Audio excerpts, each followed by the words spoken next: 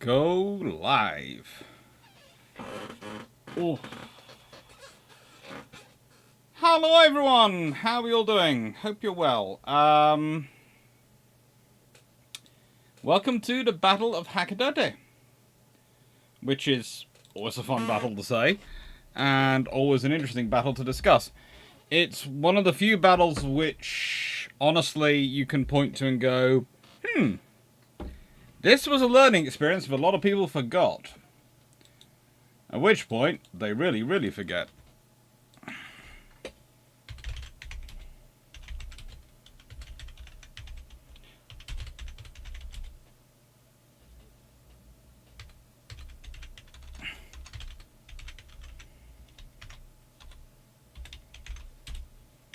Now, if I just add in that,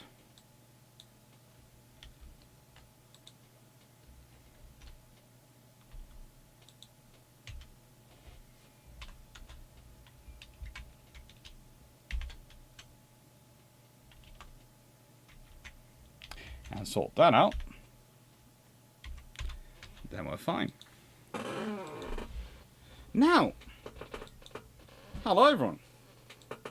And it's the Battle of Hakodate, which is going to be up and for consideration this evening. And I'm going to change my camera position, because somehow, between me recording, it has managed to flip around. I'm not sure quite how it has done that, but I must have bashed it at some point. I need to change today's date, because today's date is Thursday the 4th. Let's see if I can find the 4. There is the 4th of May. And, oh, please note, someone has very kindly sent me this very, very cool barrel. For those wondering what this is a barrel made from the teak of HMS Warspite. Which is very, very appropriate considering the video I recorded the first draft of today. It's not the draft which is going to be published, but the first draft I recorded today. Thank you very much for that. It's very, very nice to have. It's very lovely. And as Jack Ray has already started it, I'm going to do a quick update on the ship shape, because how are we doing? How are things going? Let's do this quickly. Now, Australia expedition. So far, we've got roughly $7,000 there. I've up on listed as there, so about a quarter of the way to our funding goal. But I think we do have more than that. I just don't think it's updated yet, because for it updating, it does depend on the lovely Gareth logging in, setting it all up, and I have been told by other people they've put money in today and it hasn't been updated yet. So hopefully we're further along than that. I do know we ideally want to be in the 14-15 mark by Monday-ish, because we really need to start buying tickets, etc. And if you consider, well, we're all putting in to an extent our own money at certain levels as well. So, for example, all of us are sort of taking the price of buying an economy ticket. Now, in my case, I'm going to take the price for the economy ticket, and I'm going to actually add in my own money, as well as I'm paying for all the insurance and all the things we have to have for operating out there. I am going to have to admit, I am looking at the flights, and so far I've found that if I fly economy, my seat doesn't recline in any way, shape or form. If I pay for economy premium, which pretty much doubles the price of the ticket, I get a seat which will recline about 5 inches. Which sounds like, although I doubt I'll be sleeping on the flight, thank you insomnia, it means you don't worry about that, it does sound a lot more comfortable to be in for roughly 16-17 hours. And so I will probably be trying to finding the money for that, etc., and those sort of things. So thank you very much to everyone who does support it. Please note, we have asked for, really, we've tried to keep it as bare bones as we can what we're asking you for, because honestly, most of us feel sort of, to an extent, guilty for having to ask for it. But the thing is, as we've said, we went for various funding options. We tried to go through various funding options. we tried to do all sorts of things to get funding for the trip, and well, mostly I'm not going to say what we would describe most of those organisations ended up being like.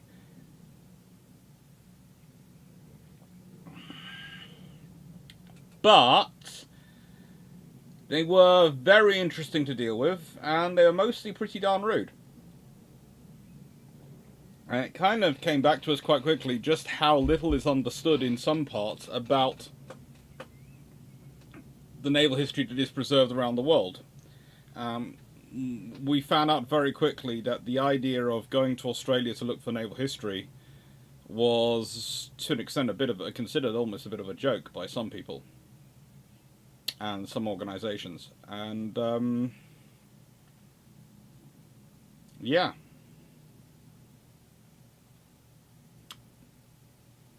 It's amazing. You could get funding to go to America. In fact, everyone would turn around and go, "Oh, we'll give you money for going to do the research in America." But it was a case of, well, what about going to do it in Australia? Crickets.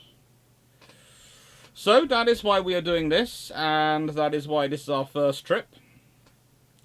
Other thing we've got going on at the moment, if we go to it, is the Patreon vote for May 2023, and currently at the moment that is Cody is rocking ahead with the alternate history question, and who's second? I think it's Michael 66, the burn of every major navy, but I'm not 100% sure because yeah, that's it in second.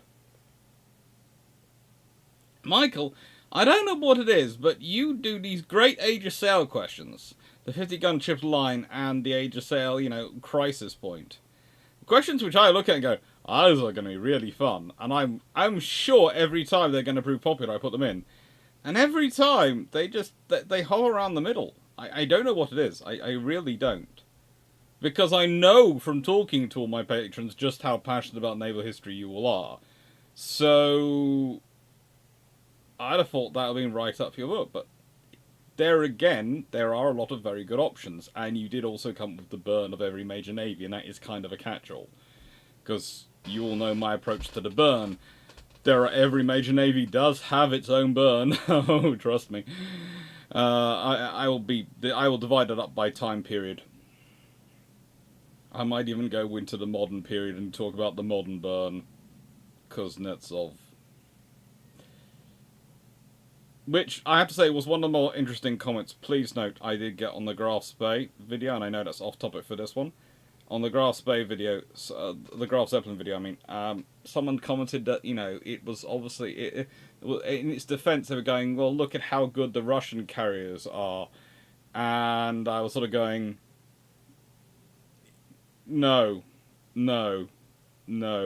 Under no circumstance should you link the Graf Zeppelin to Kuznetsov, because there are very few things I could think of which are an insult to the Graf Zeppelin in terms of ships actually what they could have been versus what they were built as. But I'd say the Kuznetsov possibly is one of the options that could be an insult to the Graf Zeppelin. But no. So thank you very much, everyone. Thank you everyone who has supported the Australia expedition. Really, really kind of you. I am consistently surprised there's only 2 midshipmen backers, 1 lieutenant, and then we've got 10 in at lieutenant commander. We've got 6 in at commander. We've got 19 in at captain, which is very good because we need only a couple more, and yes, the Battle of Trafalgar takes place. I think that needs to get to about 25 or so. We've got 19 in at Commodore level, and that's very cool. I swear that's all for the Iron Brew coin. We've got 1 Rear Admiral, and then in Admirals, we have got 3. So I do not know how and what we have done to deserve the support of people so much that we've got more Admirals than we have midshipmen. But thank you. Thank you ever so much, and thank you for all your support.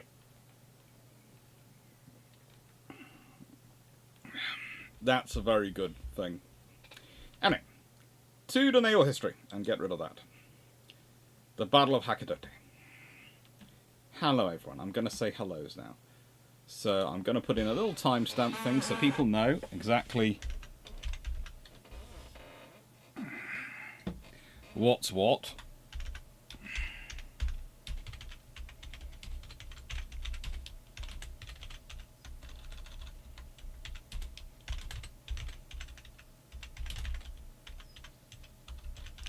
Because I know some people like to skip and don't want to do the whole sort of talking things.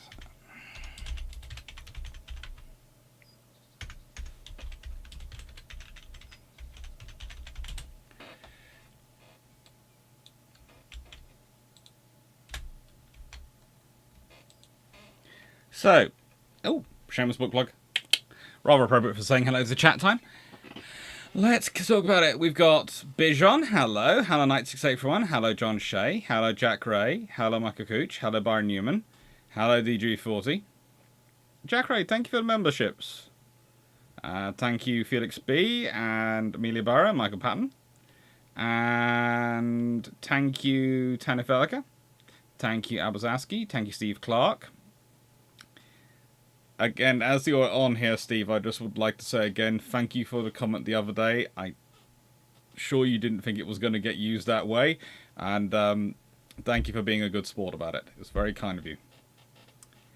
Thank you, Peter Dawson, History Vanguard. Thank you, Dan Freeman. Hello. Hello, Nautical Wolf. Hello, Don Giovanni. Hello, David Goulding. Hello, Albert Askey. Hello, Alt92. Hello, everyone.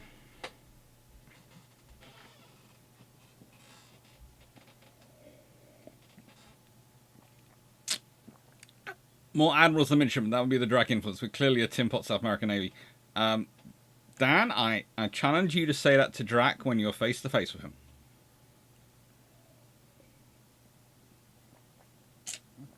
Please note, I would like, me and Gareth would like to be behind some kind of reinforced glass concrete structure when you do so. Preferably a distance away.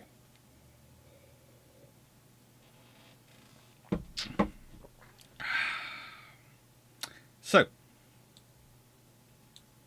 Battle of Hakodate. And thank you everyone for your support. Hi, Shulmac. Why are we doing the Battle of Hakodate? Why am I sort of bringing up a Japanese battle from... Well, let's be honest, it's nearly 160 years ago. Probably it's 154 years ago. Yeah, 154 years ago. Well... I like battles which are a bit weird and random in terms of historical terms. But B, it's one of those conflicts where a lot of people were paying attention and it would shape what Japan would become. We are talking about a battle which is honestly a key part of the origin story of a modern Japanese superhero. Probably looking at me going, what do you mean, Alex? Well, Admiral Togo, the famous Nelson of the East, the Japanese Nelson, their great leader, the one who commanded the Battle of Tsushima. Well, his first seagoing experience and naval battle experience is as part of this battle, as part of the series of campaigns in the Boshin War that lead to the Battle of Hakodate. It's also the coming-of-age conflict for the Imperial Japanese Navy, which would go on to become a critical part of the world in terms of naval terminology for a long period. On top of that, you have, this is the point at which, and this battle really can be seen as a change in power structure. And it's kind of an interesting scenario because the Boshin War, etc., there was a possibility that the shogunate was going to manage to translate itself into modern world. That they were going to reform, they were going to be powerful, and we might have seen a very different Japan into the 1920s and 30s. Instead, what happens is the shogunate gets pushed out of power by groups which soon fall to infighting.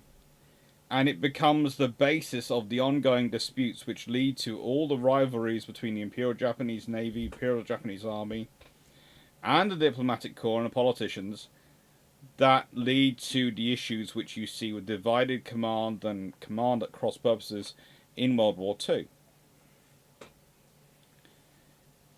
So it's a really sort of interesting period. And it's really crucial to understand exactly what you're talking about when you start talking about the sort of genesis point. Now, I would point out that this week I have, well, this is the second video, and this is all going to be the third video this week, which are on topics which I do not expect to be massively, wildly popular in terms of their circulation. But, as I've said before, I run my channel like I would run a university program. And the great thing is, as a university program, if you're running a module, if you're running a series, you put it in if you think it's worthwhile as the person writing the course. And no one can really argue with you. So, the Battle of Hakodate.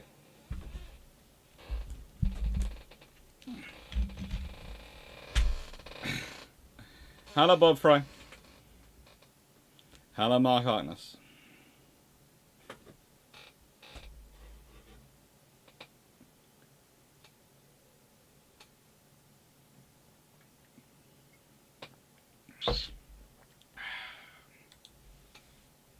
So,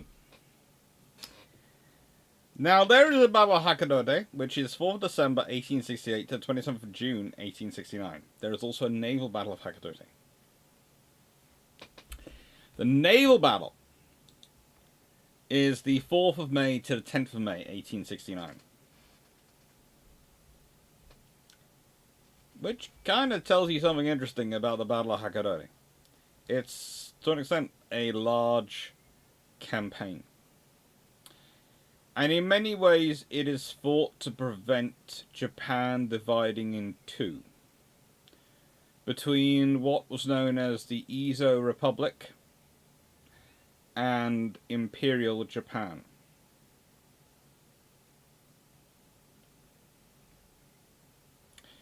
Now, what is interesting about this battle is that you have warships on both sides, some of which are converted merchant ships, some of which are vessels which have been procured. And they've been procured by the various clans and daimyo. Because Japan didn't have a navy. Japan didn't have an army. It had, under the shogunate, it didn't. The local lords, it was a feudal system. In that regard, all had their own samurai retainers and armies. And let's be honest, the capabilities of those samurai varied greatly. Let's put it this way. There is a heyday of the samurai period, and you have to remember, whilst the samurai are associated with with swords and those weapons, samurai were mainly originally very skilled with a bow. That's where a lot of their prowess comes from. They were archers.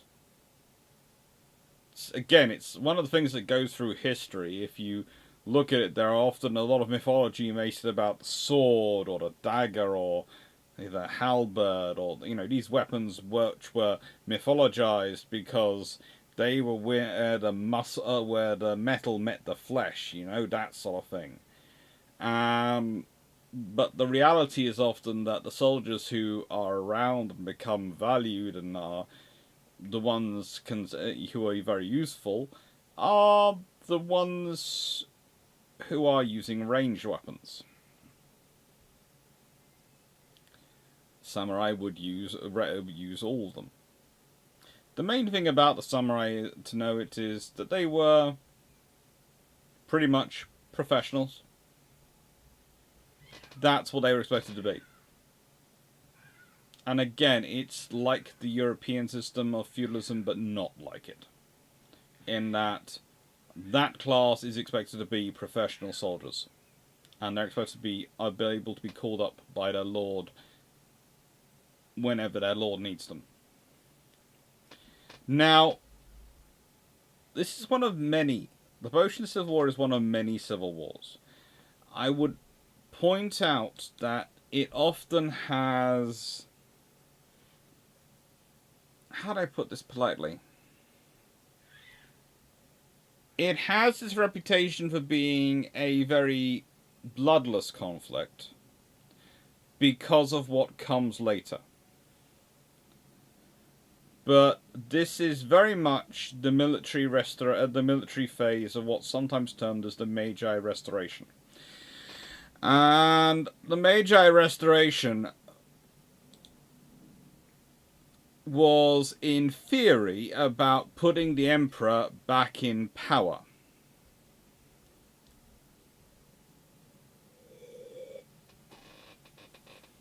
Rather than the shogun being in power, the emperor would be in power. However, the reality is it was more about putting the emperor's court back in power.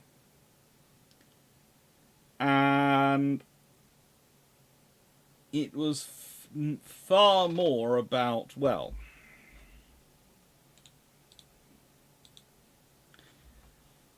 there is a great thing called the Charter Oath.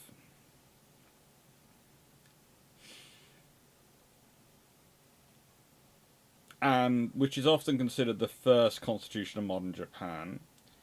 And it has 5 clauses in it. By this oath, we set up as our aim the establishment of the national wealth on a broad basis and the framing of a constitution and laws. Deliberative assemblies shall be widely established and all matters decided by open discussion. Please note open discussion, not open vote.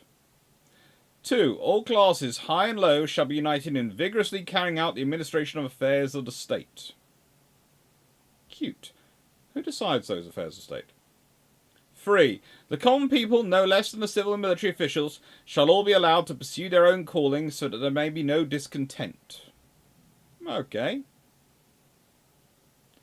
4. Evil customs of the past shall be broken off and everything based upon just laws of nature. Okay, are these some imagined laws of nature or the real laws of nature where basically it's kill or be killed and survival of the most fit? Because one really doesn't sound like a good society to live in. It's my main problem when everyone says we should return to natural law. And I look at the person who's usually saying it and go, nicest way, mate, you won't survive. So I don't think you want to return to natural law. And 5. Knowledge shall be sought throughout the world so as to strengthen the foundation of imperial rule. Okay,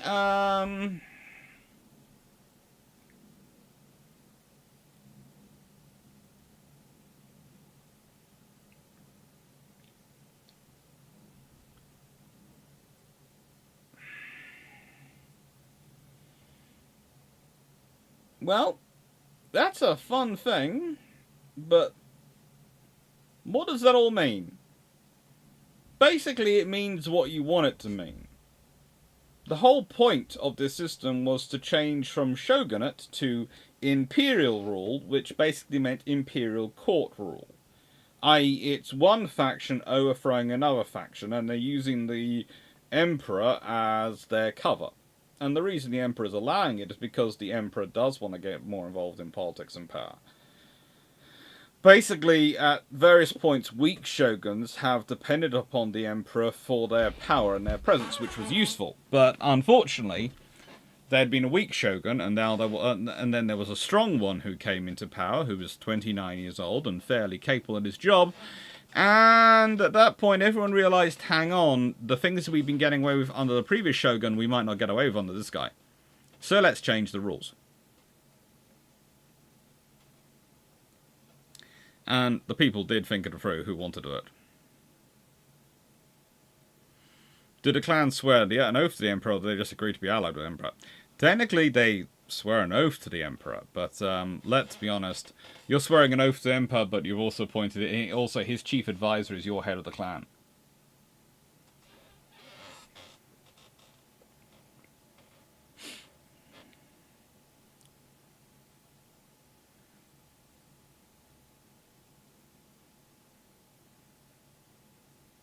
Don Giovanni, the Japanese have a long tradition of Emperor not being in power and quite a lot of fighting to be power behind the throne, at least as far back as the Heian period.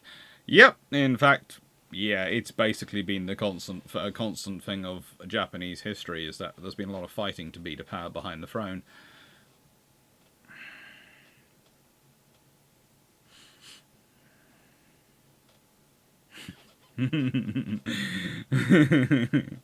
Yeah, the laws of nature rule are code for the people who are born to be in charge continue to be in charge, in my experience. Especially when the people in charge are the ones spouting natural law rule. And in it, basically, the Battle of Hakodate is about control. And it's the final phase, and it's the control of Hokkaido. And for those who don't know, Hokkaido is Japan's second largest island. It's the northernmost and largest prefecture of Japan. In fact, it makes up its own region. And it's separated from Honshu, which is the main island, by the Sugura Strait. These days, they're connected by an undersea railway.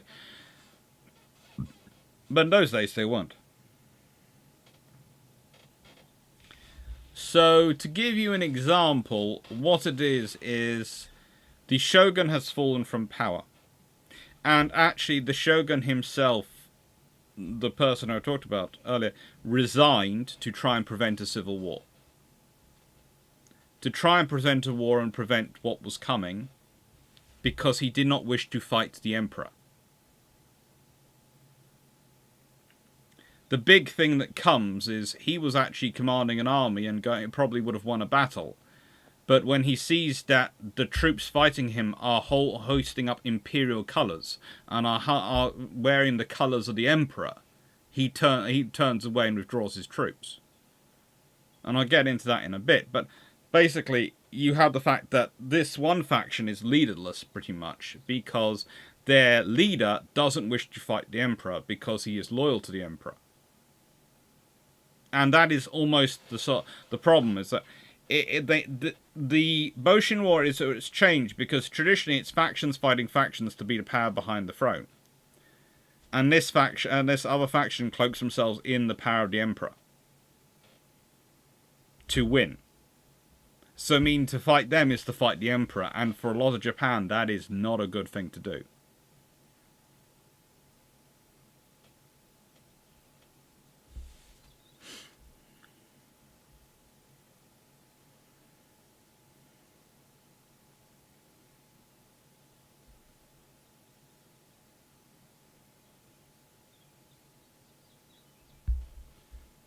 Mark Harkness, we're acting in the Emperor's best interests. No, we are, and the Emperor agrees with us, so we'll decide what acting in the Emperor's best interest means. Yeah.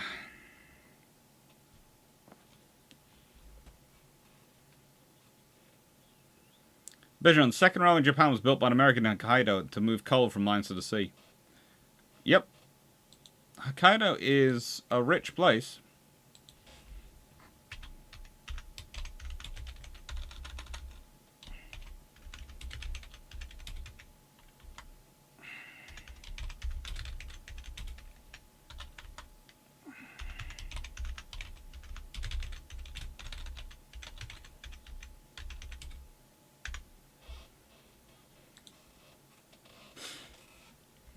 Hello, Blackburn Maximus.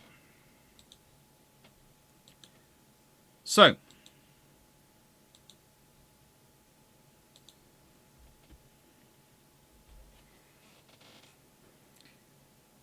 the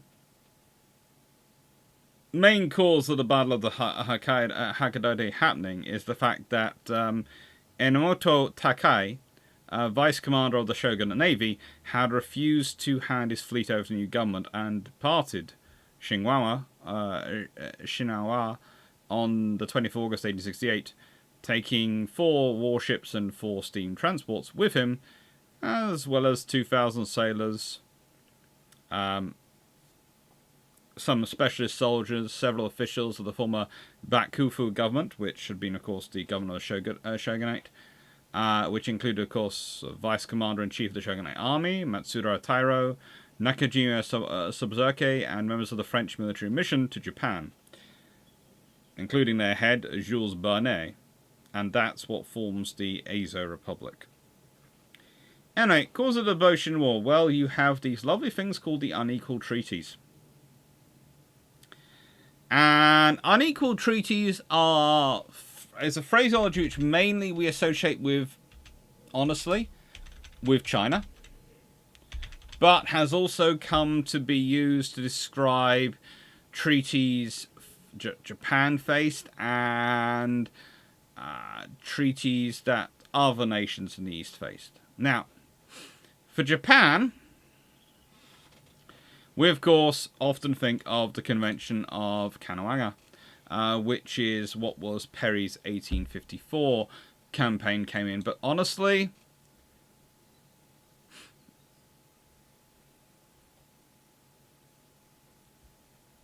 the treaty with Japan, that treaty has 12 articles, and they read as mutual peace between the United States and Empire of Japan. Well, nothing's wrong with that one. Opening the ports of Shimoda and Hakodate to the Americans. That's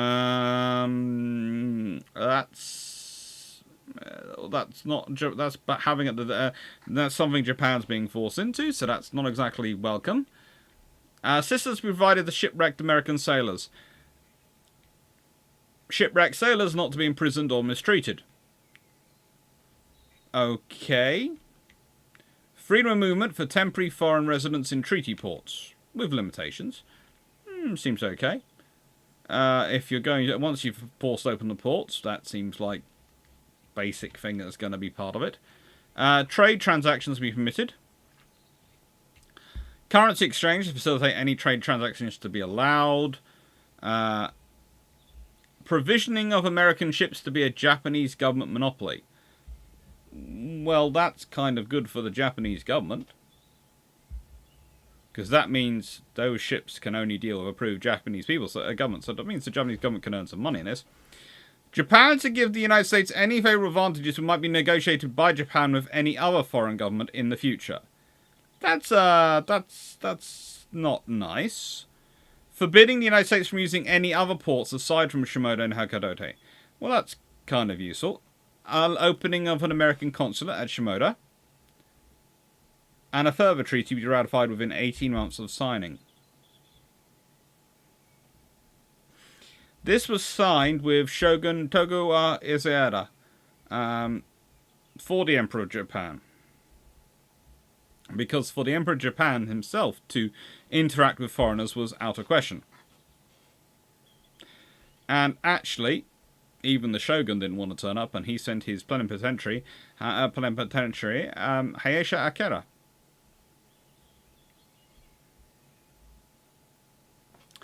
However, that's not really the worst treaty going on, and let's be honest, the next one, the Harris Treaty, that's more interesting.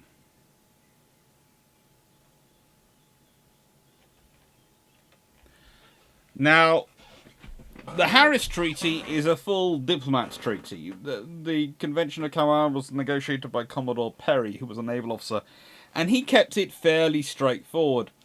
Harris was a diplomat. And you can imagine what I'm going to say. Basically, they agreed to exchange diplomatic agents, so now that Japan would have an embassy in America. In addition to the existing ports of Shimoda and Hakodate, the ports of Kanawa and Nagasaki to be open to foreign trade, effective on the 4th of July 1859, and thereafter Niigata and Hyogo open on the 1st of January 1860 and the 1st of January 1863, respectively. In all the treaty ports listed, United States citizens may permanently reside, have the right to lease ground and purchase the buildings thereon, and may erect dwellings and warehouses.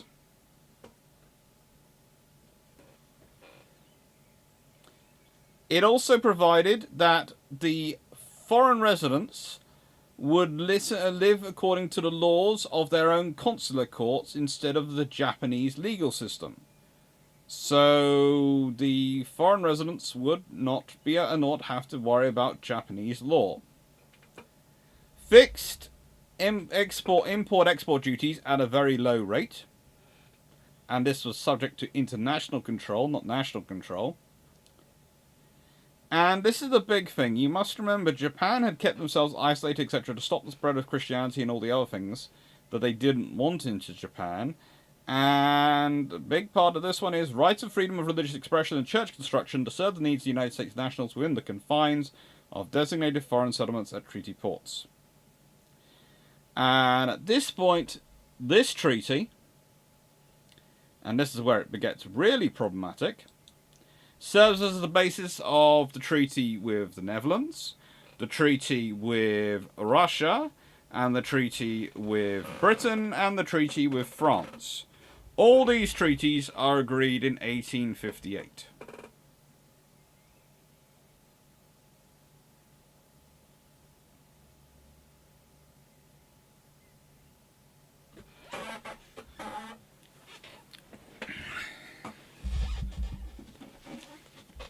Now,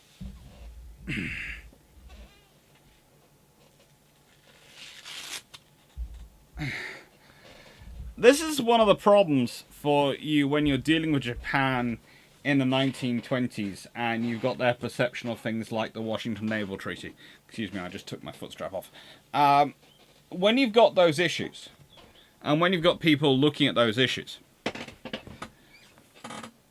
they will tell you, well, why was Japan so, looking for clauses and thinking that the European powers and America were out to get them? You're talking about a country which had literally been forced to open its borders at the point of a gun. A country which was then bullied so that they basically had to allow a system whereby the citizens of those countries which had bullied them could wander around and do all sorts of things with impunity. And nothing could happen. Nothing could happen to them.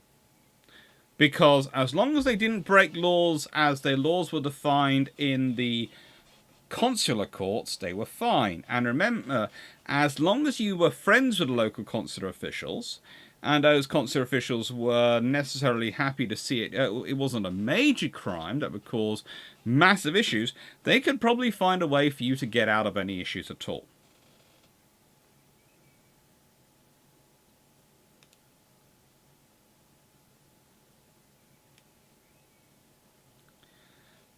The Dutch weren't necessarily the intermediates between Britain and Japan.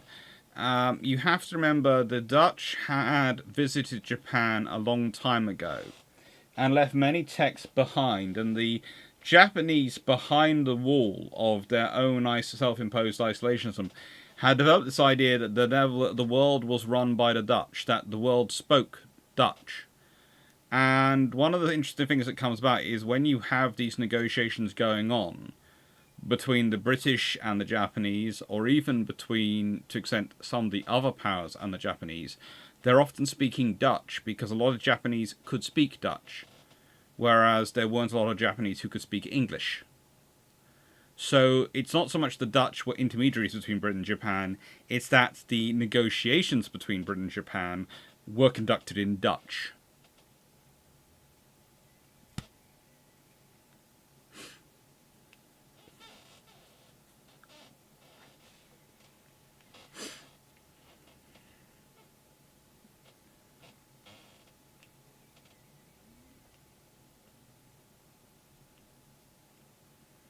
The Dutch were okay in Edo, Japan, as they wanted money, not to spread Christianity.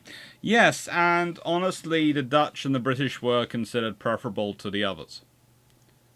The French turned up and tried to spread Catholicism. This is in this period. They soon got over that one. The Americans turned up and tried to spread Christianity. The Russians turned up and tried to spread... well, when I say Christianity, the Americans turned up and tried to spread a version of Protestant Christianity. It was quite an interesting bunch of missionaries who came across from America. The Russians turned up and tried to spread Orthodox Christianity. And the British and Dutch basically turned up and said, we want to make money off you.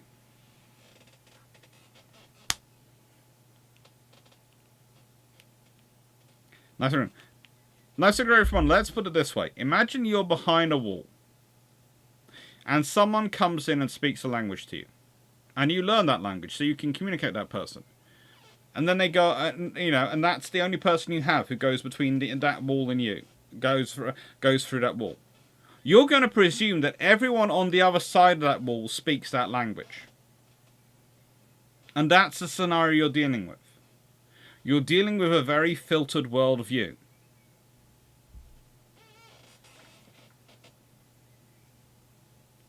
So, you can't, it's not so much the Dutch, and also, must remember, the Dutch were a great naval power, and they had a presence in the Far East for quite a long time.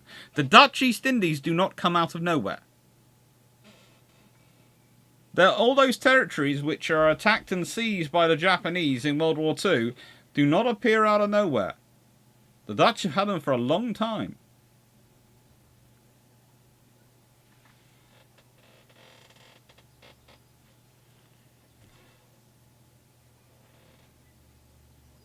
Hello, Melanie. So, these treaties.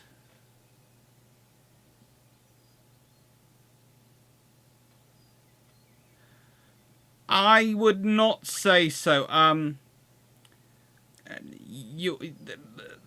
I would point out, Bichon, the US, I read, was one of the first nations to end modified unequal treaties with Japan late 1880s, to our credit.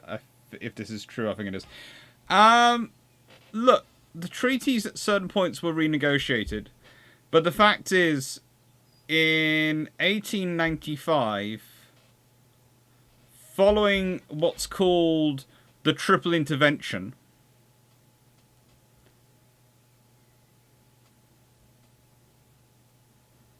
which is by France, Russia, and Germany, impose a treaty on Japan because of the treaty they've enforced on China.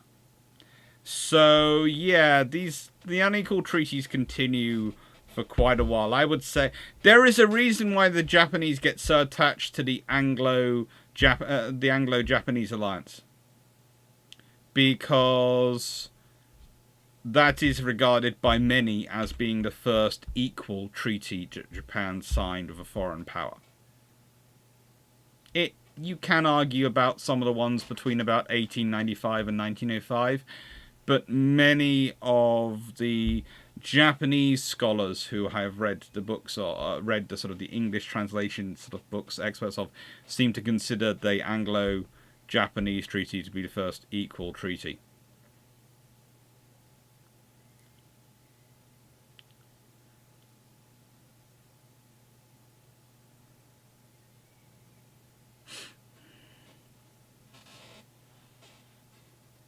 Marnus, it's not paranoid if people really are out to get you.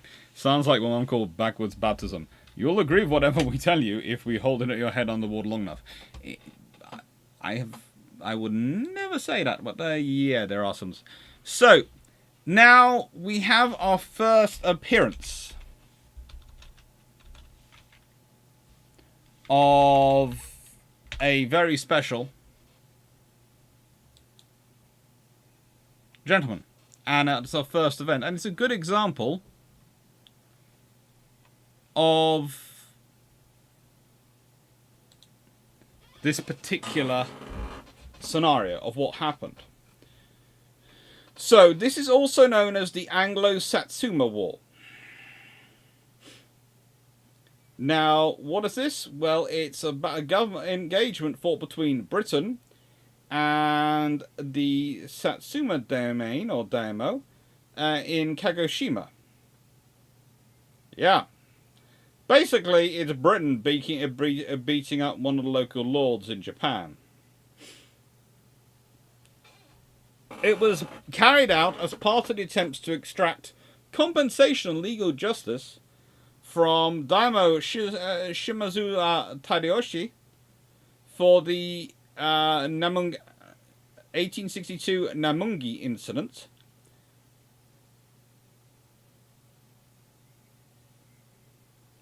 when a Royal Navy fleet, which had been commanded by Sir Augustus Leopold Cooper, was fired on by Satsuma coastal batteries near Kagoshima.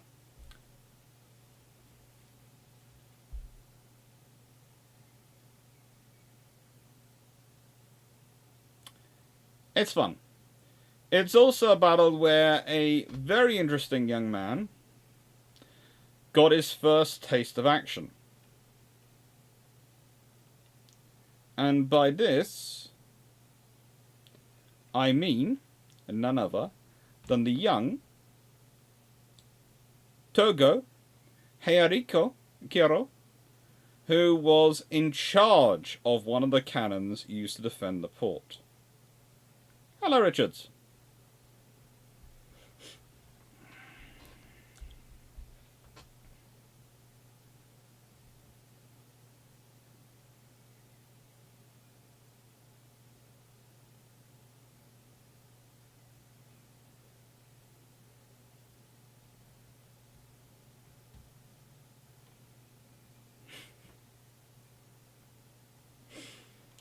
So, basically what had happened was that in 1862, September 1862, and this takes place in August 1863, so almost a year later, a British merchant, Charles Lennox Richardson, is wandering along.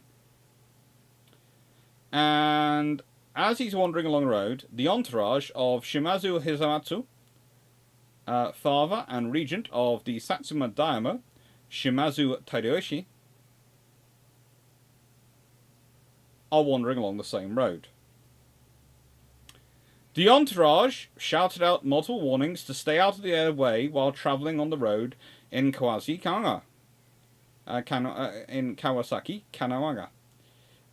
And he's killed by the retainers of Hisamatsu, under the traditional sort of right of theirs, which allowed samurai to kill anyone in a lower social class for perceived disrespect, i.e. blocking the movement of a daimyo. Or in this case, a daimyo's regent. Which, for all intents and purposes, is the same thing.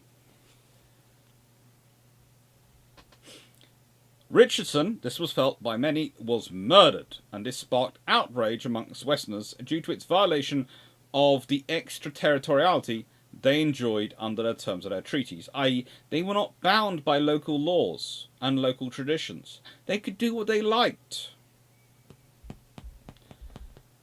See where the problems come with unequal treaties? Because a wise person would have seen a bunch of soldiers coming towards them, and in the UK there are rules about a bunch of soldiers coming towards you. If you want a good example, go to the Tower of London, where you still have the rule today that you get out the way for the Queen's Guard, not the Queen's Guard get out the way for you. And they will step over you. Because that's part of the traditions and culture, and if you don't like it, that's fine. Don't go into the Tower of London. And don't be rude to our soldiers.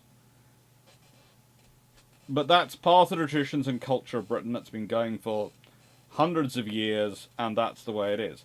Well, this point, the British were being just as bad as some tourists are towards British soldiers today. This particular merchant didn't get out the way, and he got killed for it. Terrible, terrible, terrible.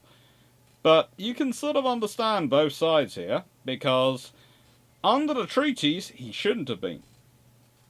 But let's be honest, there's probably at least a fair number of Royal Naval officers thinking, oh my lord, what an idiot. Did Richard speak the language and understand the warnings? Well,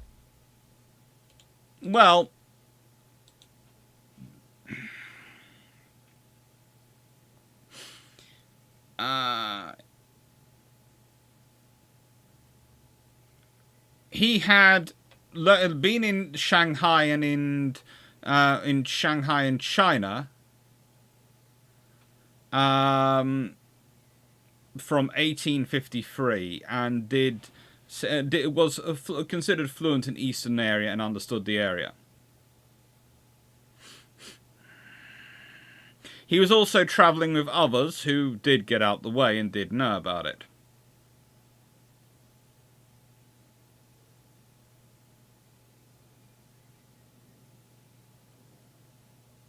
So it's one of those things of, he should have known better.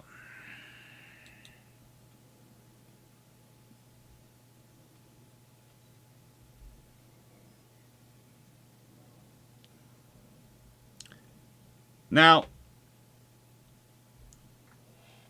here is the interesting thing. Richardson, of course, dies, and then Edward St. John Neal, the British ambassador, the Charge d'Affaires, demanded the back food, that's the sort of central government of the Tokugawa shogunate, an apology and indemnity of £100,000 as reparations for the murder.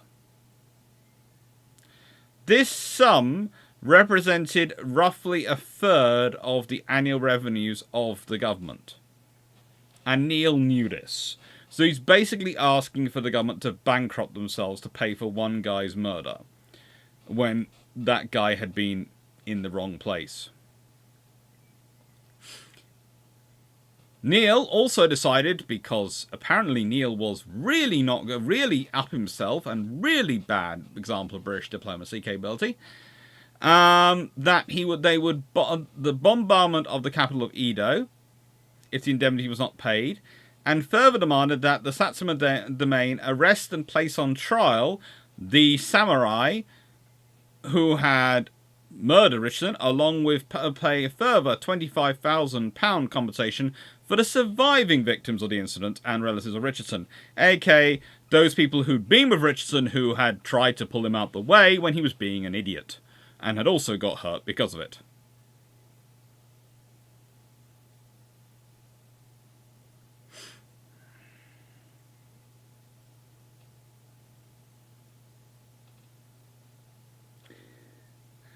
Now, at this point, the shogun, Tokugawa Ieyasu, was in Kyoto, and so the Bakufu was being led by Ogasawa Nagamichi, who was eager to resolve the dispute. He entered into negotiations with France and Britain on it, and aboard, carrying out negotiations, and this is the first foolish thing, he conceded to carry out the negotiations aboard the French warship, the Semaris. And he was outnumbered. Now, negotiations were carried out by Neil, Gustave Duchesne de Bellecourt, Benjamin Jouars, and Auguste Leopold Cooper, who of course was the Royal Navy officer in charge in that area. Benjamin Jouars was the French admiral in that area, and Gustave Duchesne de Bellecourt is the French diplomat. It ends up with basically the shogun's guy giving in, issuing an apology for murder and paying the indemnity demanded by Neil. Unfortunately, the Satsuma domain refused. They refused to comply with the demands for apology.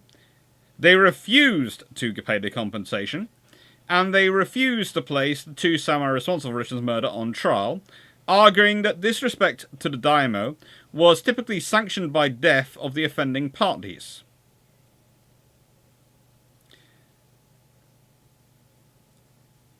Now, of course, this dispute is the fact that traditional law doesn't apply to Westerners because of the unequal treaties, But this is where you can start to see the grounds for what's going to happen in the Boshin scenario.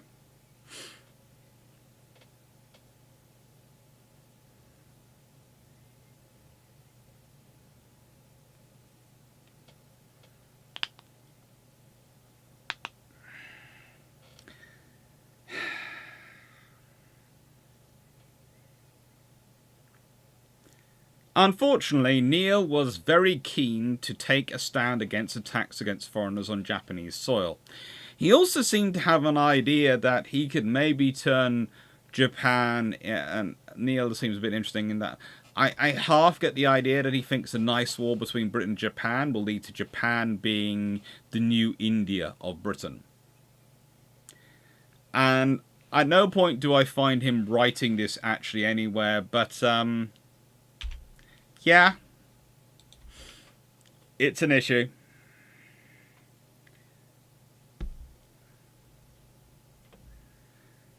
Unfortunately, there were issues because Emperor Komi in 1863 had issued an order to expel barbarians, which had then had to be massaged by the shogun to sort it out.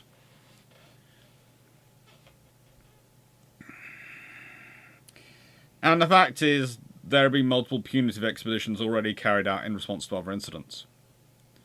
So, frankly, and furthermore, I would like to point out for anyone who thinks Neil actually had half a chance of doing it, the British government had realised very quickly that trying to establish any kind of colonial control of Japan would likely lead to a division of Japan between America, France, and Britain. And frankly, the British didn't want the French to get any more territory. And they didn't feel like starting off America on the colonizing front with Japan.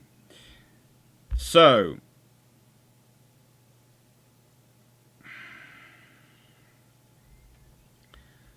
Cooper gets dispatched with ships. And he goes and bombards Kagoshima. Now, I would like to point out that Cooper, who apparently was really keen on doing this, I'm not sure how keen the rest of his force were. I'm wondering if the rest of the force were definitely not keen, because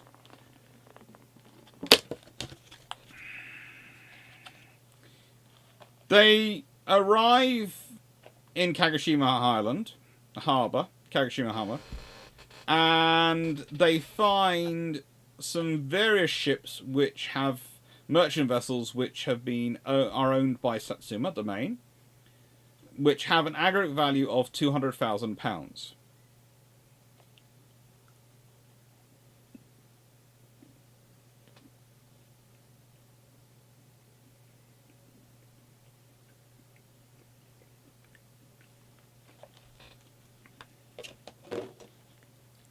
Cooper seized these ships, of course. Then, and please note for anyone who's wondering why I'm having chocolate brownies. My sister cooked lunch. I'm still trying to get the taste out of my mouth.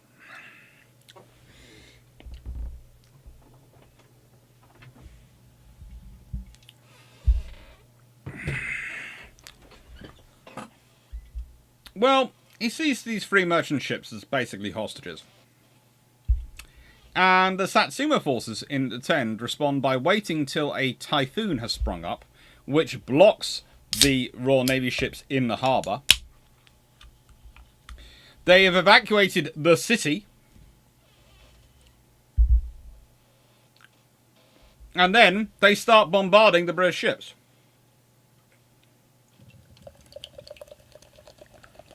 Surprised by this, Cooper hadn't expected any hostility, apparently. If you're all wondering if Admiral Cooper is a bit of an idiot, diplomatically he appears to be. He's a fairly good naval officer, but he appears to be absolutely terrible at reading strategy or the situation around him, because he constantly seems to keep being surprised. How he didn't notice an entire city was being evacuated, I have no idea, but he apparently didn't. And, Cooper's squadron respond by confiscating as much valuable material as possible from the three captured steamers before setting them on fire.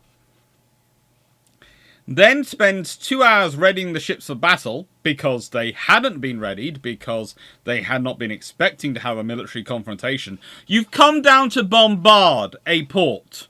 You're not expecting to have a military confrontation? You're expecting, honestly, to just show up and they're going to give in and give you everything you want? What kind of ego is on you? Form a line of battle, and then sailed along the Kagoshima coast and fired a combination of shells and round shots towards the coastal batteries. They decided not to land troops, as frankly the captains didn't want to lose a load of sailors. So, frankly, they didn't. And this means that whilst they set fire to some Ryukan trading junks and other vessels, and they slowly silenced the Satsuma coastal batteries,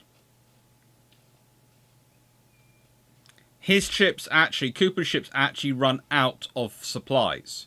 They actually run out of ammunition. And eventually he has to give the order of retreat because they've run out of ammunition. So the resulting engagement is 5 dead on the Satsuma side and 13 killed and 69 wounded on the British side, including Captain Josling of the Euryalus and his second in command, Commander Wilmot, who'd both been decapitated by the same cannonball. Plus 5% of the city of Kagoshima city's urban area was destroyed by the bombardment, including the Ryukan embassy. And the whole battle ends up with the Satsuma claiming a victory. Because, well, the British have retreated. Interestingly enough, that Satsuma do actually decide to give in to Neil's demands and pay the £25,000 to the British, which they borrow from the Bakufu and never have to repay because of the fall of the Tokugawa shogunate in 1869 and its replacement by the Meiji government. And, of course, the Satsuma were part of the fall of the Tokugawa shogunate. It's always great. I've got to remember that one next time I've got a loan from a bank. What I have to do is I take out the loan, and then I have to make sure I take power and destroy them. Not sure how you do that with a bank, but it sounds like a good idea. Because then I won't have to pay them back. And, yeah, the whole negotiations between the Satsuma and the British end up with the Satsuma basically becoming Britain's great friends, and it's they who provide the basis and their diplomats and contacts, which provide the basis later on for the Anglo-Japanese naval treaty.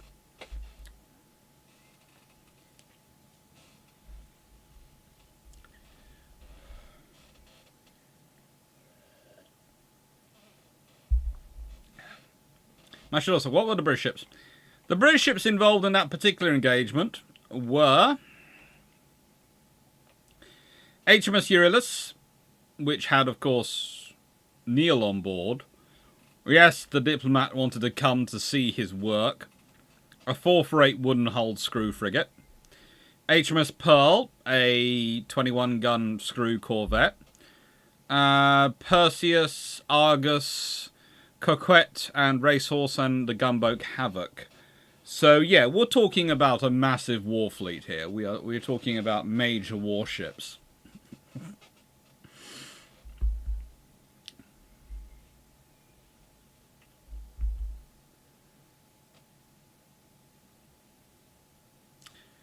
It's just fun. Anyway, short-term causes of the Boshin War. Well, it's this gentleman, Tokugawa Yoshinobu. Now, Tokugawa Yoshinobu is probably one of the forgotten characters of history. He is 29 when he becomes shogun.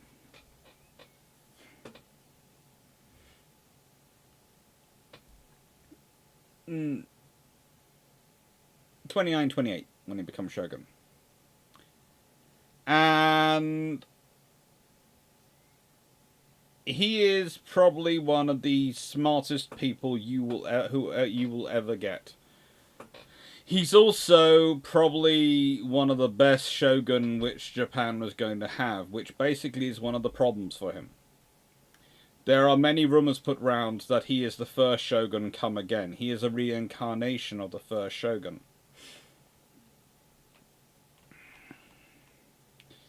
He is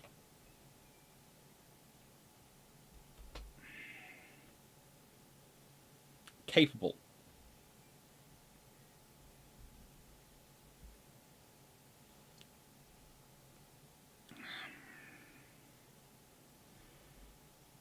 The trouble is, he's also dealing with an emperor who is... Emperor Komi is not... How do I put this politely again?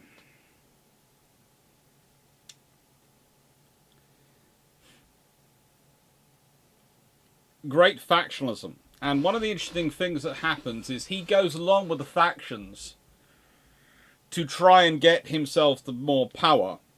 And then when he realises they've not given him power, he actually tries to restore this gentleman to his power and place. Not as shogun, but to as a princely and an important role as sort of a senior lord and as a prince, in order to offset them. And it doesn't work, because he realises he's gone from being captured by someone who was, to an extent, a relative, and who listened to him, even if he didn't follow his views on foreigners, to being controlled by people who just kept using him as a tool.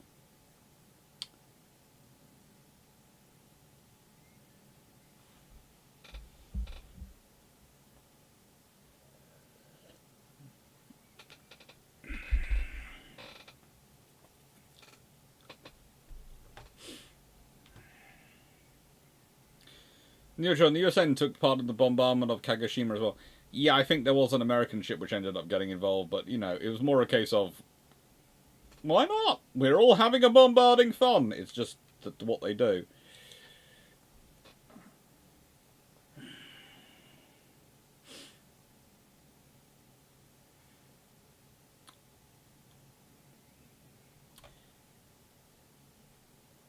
What he did when he came to power in 1866 was he immediately started the procedure. If we go back to the first thing, the oath and what they were planning on doing, he immediately starts trying to get information. He starts trying to build up Japan.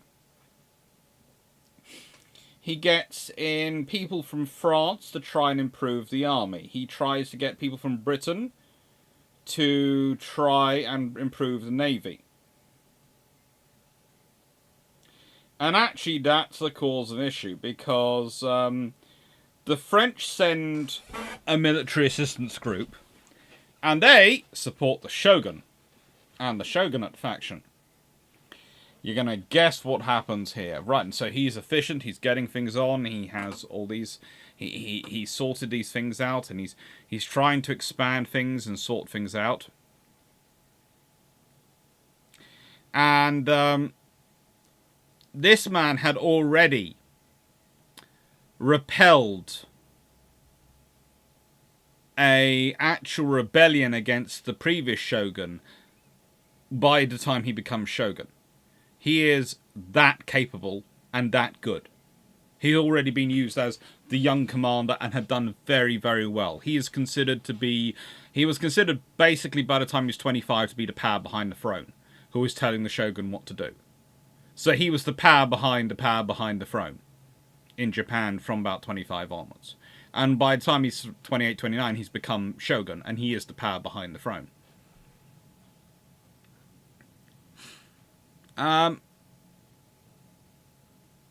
This is where the problem comes in, though. Because he seeches assistance from people, and he gets French military assistance come to support him. The British turn up to offer military assistance. He doesn't want them, sure, he wants them just for the navy. But guess who does want them? Satsuma! Yes, those people who the British have been bombarding just a few years before. How to make a military impression? We bombarded you. Now you want us to train you. We're here for it. Real politic. The British also sell all the Satsuma, and their various allies at this time, warships and guns. And the new British ambassador, Harry Smith Parkes, supported the anti-shogunate forces in an effort to establish legitimate, unified imperial rule in Japan. Pretty much with the sole aim of countering French influence with the shogunate. Yes, this is the way it's always been. Major powers muck around in smaller countries to advance their own ends. It's been going on for a long time, everyone. You might not like it, it's still happening today. We might prefer a world where it doesn't happen, but it ain't changing anytime soon. It's realpolitik.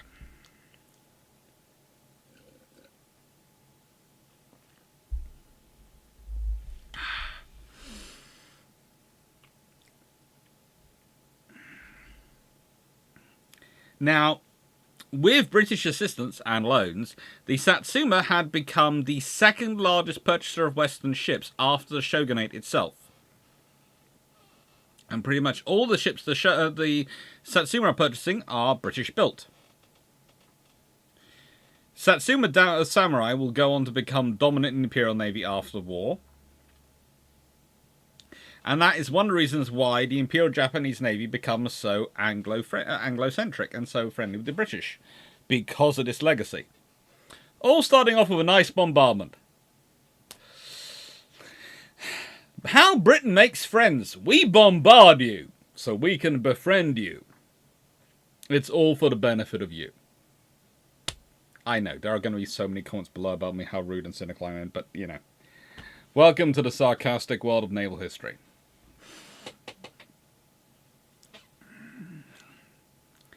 Because the shoguns were not stupid, especially not this gentleman, they were also modernizing their forces based on the idea of the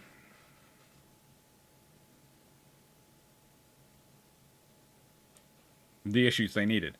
Unfortunately, they had a small problem. You see, previously, the shogun had bought their naval stuff from Britain. But Park, remember, doesn't want to sell them stuff because he worries they're too Frenchified. So, he doesn't sell them stuff, which means who do they have to buy for them? The French, which therefore justifies him, because look, he can point out to the British going, look how much stuff they're buying from the French. I told you they were Frenchified, I told you we should support the Satsuma. It's like it's a self-fulfilling prophecy. I mean, look, nicest way, Britain does have some very good diplomats at some point, and they are very smart people. But sometimes we have some diplomats, and it's like we sometimes have some admirals, who honestly do not know how they got to the rank they were.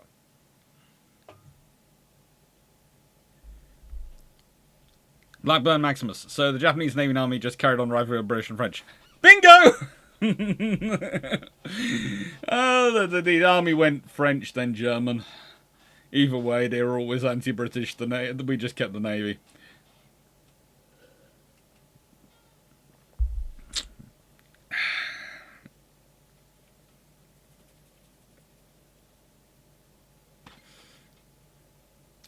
I was asking, Imperial rule is Japanese Imperial rule or British Imperial rule?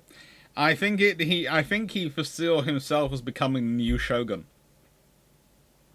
So the fact that whilst he would have a court around the emperor, the de facto new shogun, the new power in Japan, who would be the power behind the throne, would be whoever was the British charge of the affairs.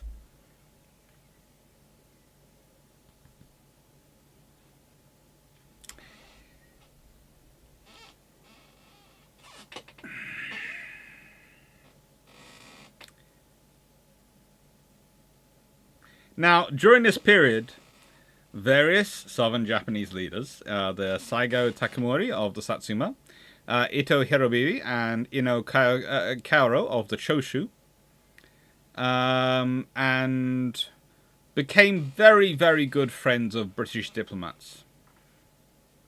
Especially a gentleman who was sent as an emissary was a gentleman called Ernest Mason Satow, who is a very, very interesting British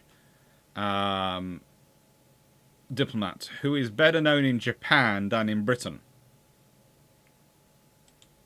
And honestly, if you want to look him up, please do. I will put his name in the chat. You will find him an incredibly interesting gentleman. But what you'll mostly find about him is he wrote huge amounts of papers and books which have been published. And if you want to study of this period and of all the things that he got up to, he is a inveterate diarist. He's almost a Pepys of the diplomatic office of this period. Remember, he is also the British minister to Japan, 1895 to 1900, and is really, really skilled in making friends in Japan. So yeah, he's worthwhile reading up about. But he has some very interesting books written, and I'm just going to put it down below. Diplomat of note.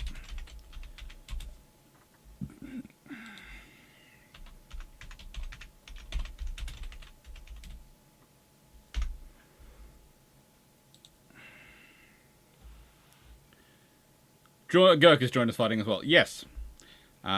Yes, there is many things going on at work with this one. Now,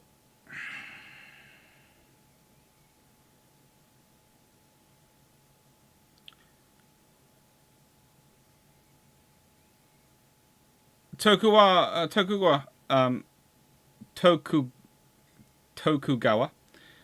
though was sort of felt still strong, because after all, at this point, France is being ruled by Napoleon III, who'd acquired successes in the Crimean War and the Second Italian War of Independence. So therefore, he felt still strong. He felt, he has a good ally. He doesn't need to worry too much about the British and what they're planning. Forgets one small thing. Japan is an island nation. The southern powers are getting a very large navy, and they're being supported by Britain, which is the world's largest naval power at this point.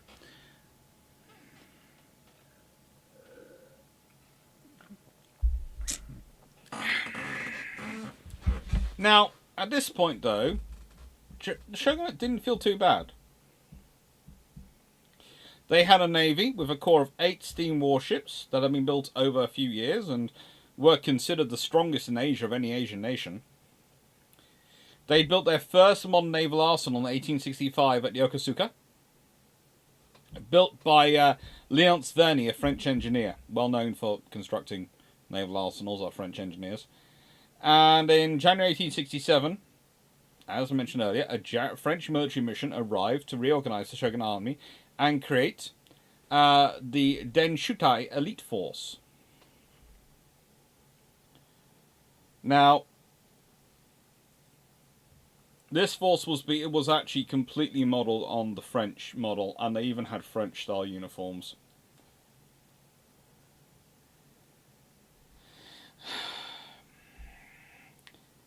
He furthermore places an order for the French-built ironclad, the CSS Stonewall, which had been built. Well, they placed this order in the US for the French-built ironclad, the CSS Stonewall, which had been built for the Confederate States Navy during the American Civil War.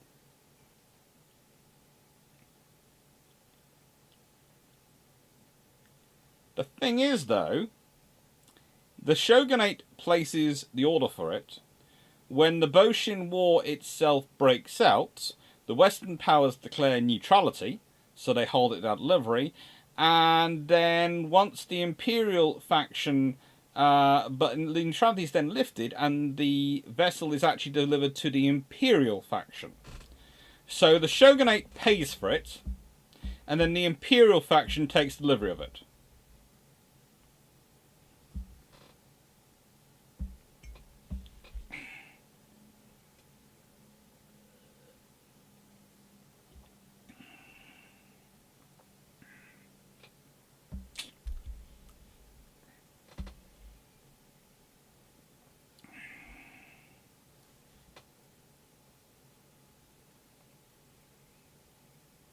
Now, in 1866, the Satsuma and Choshu form a secret alliance. Now, this is problematic because the Choshu were already a problem. Such a problem that the Tokugawa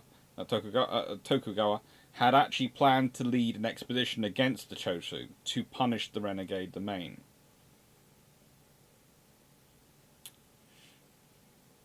In the summer of 1866, the shogunate, who hasn't their army trained by the French, was defeated by the Choshu. And in late 1866, the shogun, and remember, it's quite interesting is that prior to this, he was not put in charge of the army to go deal with the Choshu, because they was worried he was becoming a threat, and also he was the next successor, and his predecessor Tokugawa Ieyasu is getting ill. And in 1866, first Shogun Tokugawa Ieyasu dies, and then Emperor Komi dies, succeeded by Tokugawa Yoshinobu and Emperor Meiji.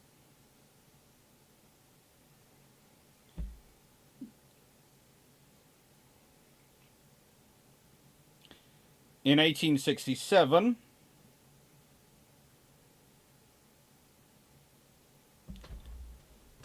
Satsuma and Choshu agree another secret alliance, and this is to, in the name of the Emperor Meiji, slaughter the traitorous subject Yoshinobu.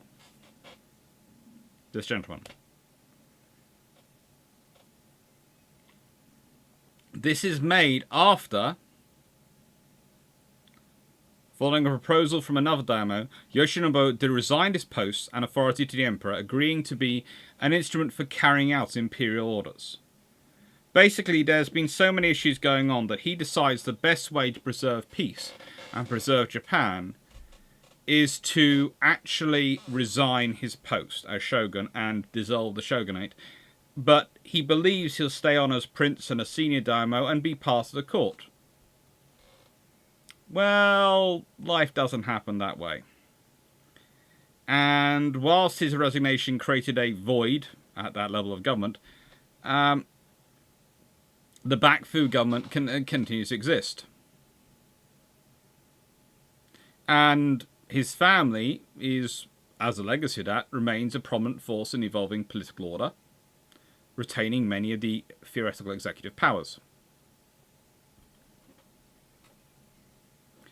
He'd also agreed to be part of an assembly of daimyos and calling together all the regional lords to have an actual meeting.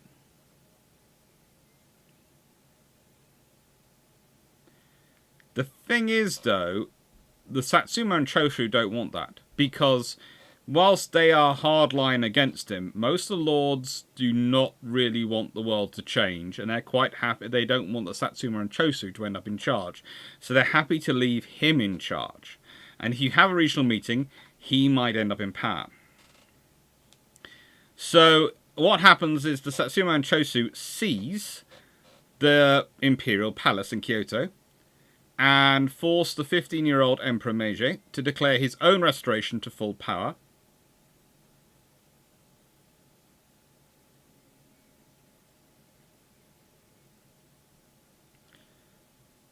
They then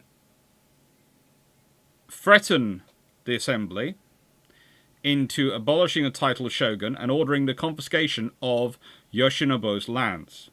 Based on him not having done anything wrong, this is just to get rid of him.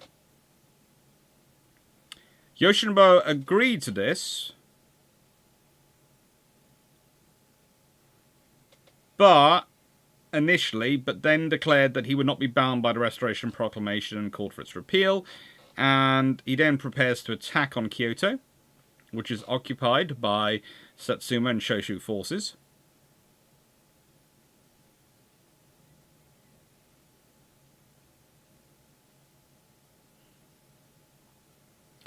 And that is when they find that those forces are using imperial uniforms. And this is where you have, theoretically, the Imperial Army and the Imperial Navy are now forming up. But actually, to be fair, most of these forces are actually not Imperial Army and Imperial Navy. They are the forces of the Satsuma and the Chosu, and a few other allies wearing the uniforms.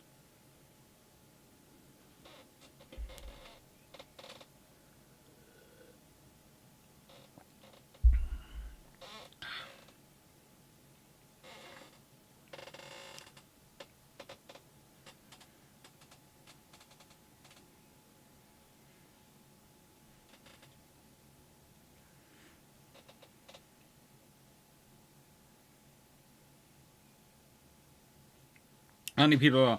Were French designers of warships heading towards the hotel concept yet? Not quite at this point. Why am I thinking Last Samurai film? You are in about the right era. That is the right period you're talking about, the Last Samurai era.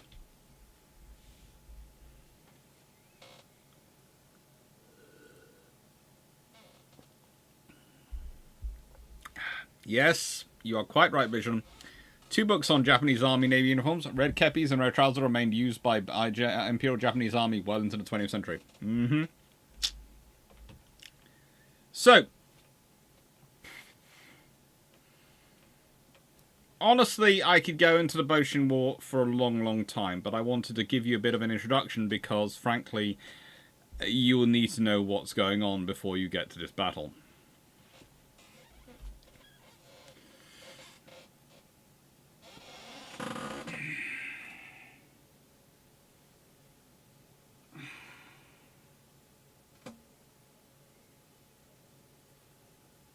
Now,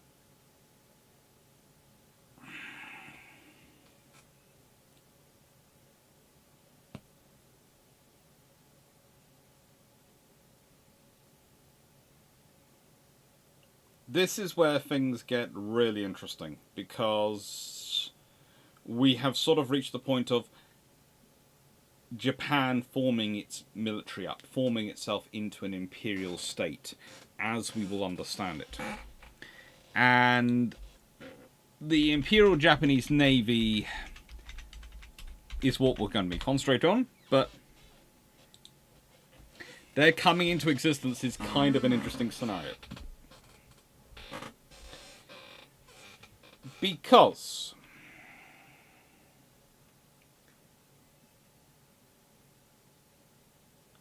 theoretically,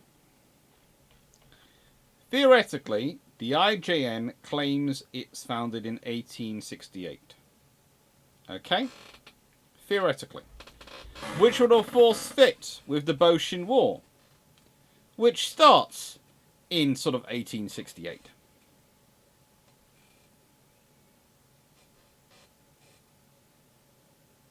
However, there is a small issue with claiming it's 1868. Just a small issue. Because in February 1868, the Imperial government places all captured shogunate vessels under the command of a Navy Affairs section. And that's sort of the forming of the Navy. However, most of those ships are officered by men from the samurai, etc. class, but sailors and personnel from the Satsuma clan. And there are various others who become part of it.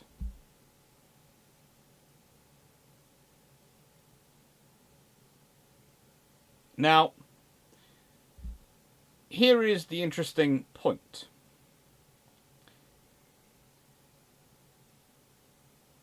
The Tokugawa were, of course, the shogunate, and those vessels go underneath the Japanese government. But whilst it's under being led by that Satsuma, it's still mostly Satsuma in charge.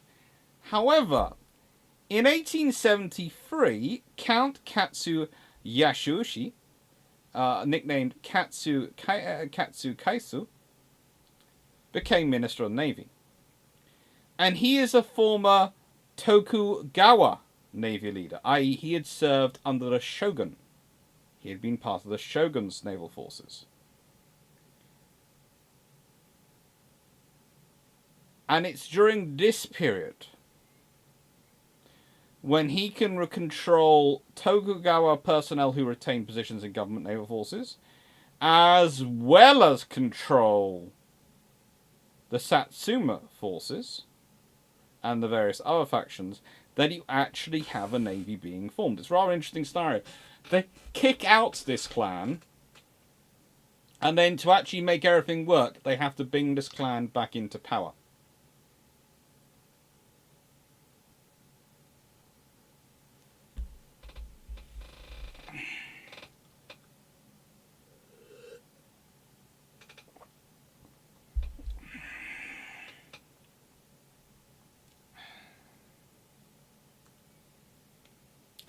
In 1872, the Ministry of War is replaced by the separate Army and Navy ministries.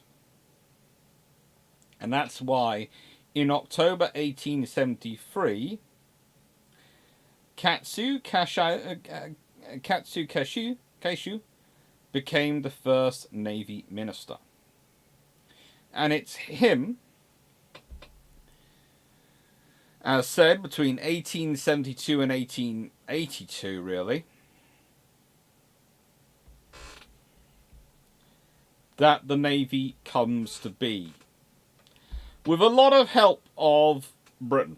And when I say a lot of help of Britain, in 1873, a 34-man British naval mission headed by the then Lieutenant Commander Archibald Douglas arrives in Japan. Douglas would be in charge of instruction at the Naval Academy at Tsukiji for several years, and the mission itself remained in Japan until 1879. From September 1870, Lieutenant Horse of the Royal Navy, a former gunnery instructor for the Saga Thief during the Bakumutsu period, was actually put in charge of gunnery practice aboard the Ryujo. And in 1871, the military resolved to send 16 trainees aboard for training naval sciences. Abroad, that is, to naval for training naval sciences. 14 of those are sent to Great Britain, 2 to the USA. And that is when, of course, Heiichiro Togo gets sent to Britain for his training. They also hired a Commander L.P. Willan to help train naval cadets. But this is all after this period. So what am I basically saying? Well, you'll hear this described, and I'll be talking about this, and I'll use for a quick say, I'll say it's the Imperial Japanese Navy on one side versus the Ezo Republic. Realistically, what you actually have are the rump forces of the Tokugawa shogunate versus the combined forces of the Satsuma and Choshu clans' naval forces. Hello, it's just done. But that's not the banners they're wearing. That's what they are once you get rid of those banners, but that's not the banners they're wearing.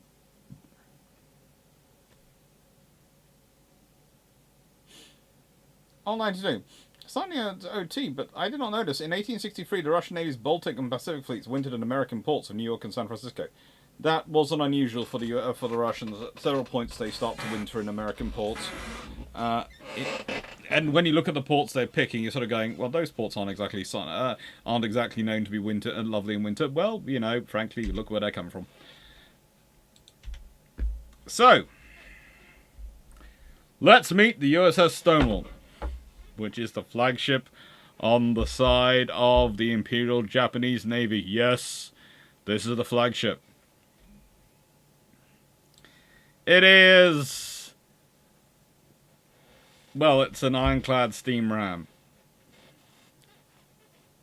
It's got a 300-pound rifle muzzle-loading gun, one 300-pounder, two 70-pounder guns, And it's got waterline belt of 4.5 inches. It's got turrets, had 5.5 inches of something around them. It's a very interesting ship. It really is. It's, oh good lord, it's a mess. You can tell it's French built. Let's just leave it at that. Displaced 1,410 tons. Length 56.9 meters overall. Beam 9.9 meters. Draft 4.3 meters. 2 boilers supplying direct acting steam engines, direct acting steam engine each. Managed to develop 1,200 indicated horsepower. That drove 2 shafts for a top speed of 10.5 knots, for roughly a range of 3,000 nautical miles. Basically, this is the sort of ship which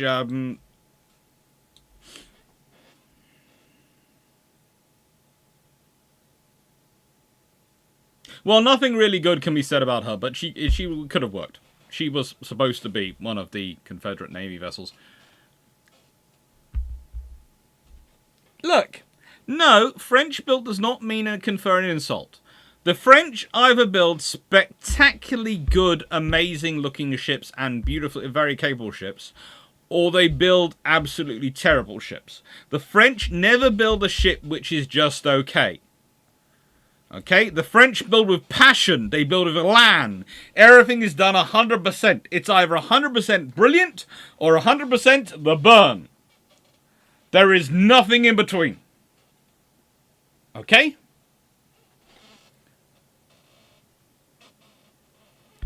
This is the flagship of the Imperial Japanese Navy.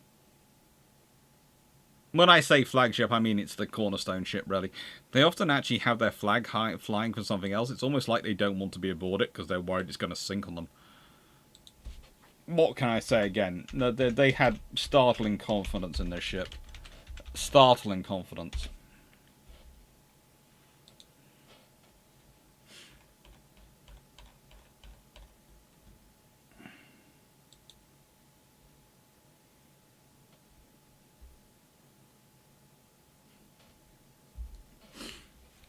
Ooh, good lord.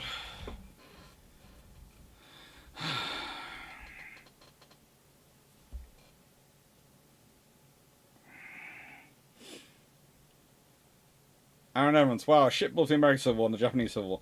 Pretty much. And don't get me started. Look, the next ship we'll be talking about is going to be the Enzo Republic's flagship, which is this one, which is the Kaiten Maru, which is formerly the SMS Danzig of 1851. And that's a few slides away, but you know, it's worthwhile realizing. And this ship had had a bit of an interesting experience to get to where it is. It really had had some interesting experience to get to where it is.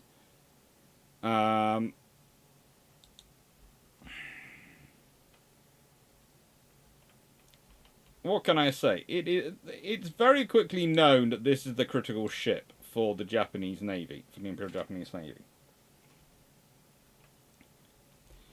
Her life started in 1863 when John Satow, the Confederate Commissioner of France, asked Napoleon III, that wonderful, wonderful diplomat, leader, all-around amazing visionary. You know, you cannot give a higher accolade to that particular gentleman. After all, it's well known the best things come in threes, and the third Napoleon is, of course, the greatest. For a private audience. And in that private audience, he asked if it would be possible for the Confederate government to build an ironclad warships in France. Now, technically, building such ships for a recognized belligerent is illegal under French law. However,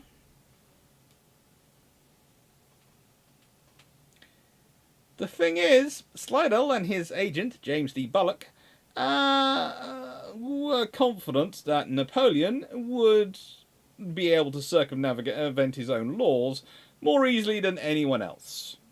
And of course, for the right reasons, the very right reasons, Napoleon agreed that building of the ironclads in France on the condition that their destination remained secret. The following month, Bullock entered a contract with Lucien Arman, French shipbuilder, and of course another personal confidant of Napoleon III, to build a pair of ironclad rams capable of breaking the Union blockade. Okay, in the nicest way, please note, this ship is not going to break the frigating blockade. If it actually makes it across the Atlantic Ocean, I will be honestly surprised. The Atlantic actually has seas, but in the war conditions, very unlikely. If you're trying to sail in any kind of weather that, you might actually end up fighting in. But let's say you do make it across the Atlantic Ocean, and I know what happens, it does sort of have fun, but there is going to be an issue.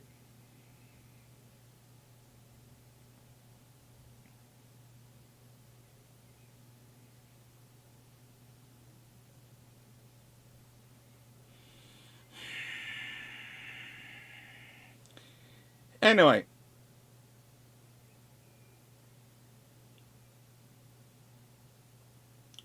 There are issues from the get-go with this ship. It's not really a lucky ship. To avoid suspicion, the ship's guns were manufactured separately from the ship herself, and the pair of vessels were named Cheops and Sphinx, to encourage rumours that they were intended for the Egyptian Navy. The Egyptian Navy.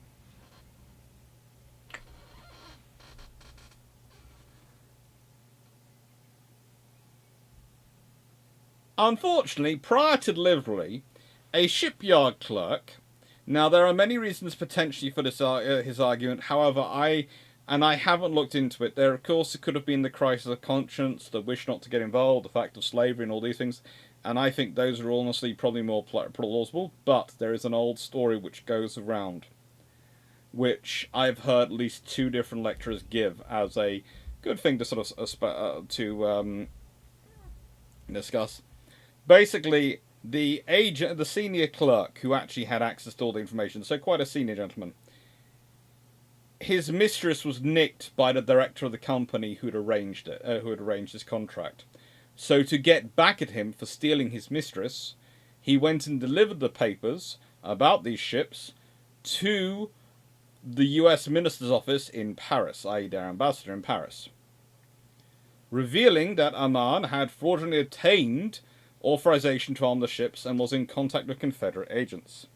As a result, Napoleon III, on learning this news, this horrendous thing had been going on, and that they weren't prepared to further sweeten any deals, the French government blocked the sale because of the American pressure, but Arman was allowed to sell the ships to Denmark and Prussia, which were then, of course, fighting on opposite sides of the Second Schleswig War. Ships was sold to Prussia as Prince Hakodate, and Sphinx is sold to Denmark under the name Stakroda. Manned by a Danish crew, it left Bordeaux for its shakedown cruise in 1864. The crew were testing the vessel while negotiations were being conducted between the Danish Naval Ministry and Arman, with intense haggling over the final price. And there was a disagreement over compensation from the company for cited problems, late delivery, and negotiations broke down, although the ship had set sail for Copenhagen, arriving there on Denmark on the 25th of October. At which point, the Danish government refuses to relinquish the vessel, claiming confusion in regards to negotiations. It's great now, the Danes are going, we have her, ownership is, possession is 9/10 of the law. Now, she was in Orgelsveld dockyard at the beginning of 1865, when the Danish sold her to Confederates. So the Confederates have now bought the ship twice. On the 6th of January, the vessel took aboard a Confederate States Navy crew in this 1865, under command of Lieutenant Thomas Jefferson Page. She was still under command of a Danish captain when she put to sea the following day. And, well, eventually she sailed for the coast of France. She used her cover name, Alinde, during this time, and she rendezvoused with with a British blockade runner at the city of Richmond, taking on supplies and ammunition as well as more crew from the CSS Rappahannock and the CSS Florida. At this point, she's commissioned as the CSS Stonewall, and Page assumes full command of the ship. Unfortunately, in the Bay of Biscay, high seas damage her rudders. She's heading for the island of Madeira, and she's forced to seek refuge in Spain, where repairs took several months, which provided time for, of course, the Union to know where the ship is located. So, the Union sent the Niagara, a steam frigate, and the sloop Sacramento to keep watch as she lay anchored off Corunna.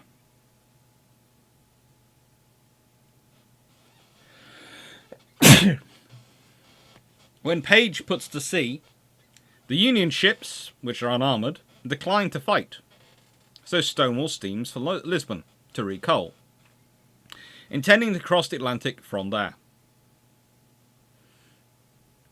She reached Nassau, Bahamas on the 6th of May, and then sailed to Havana, Cuba, where Page learnt that the American Civil War had ended.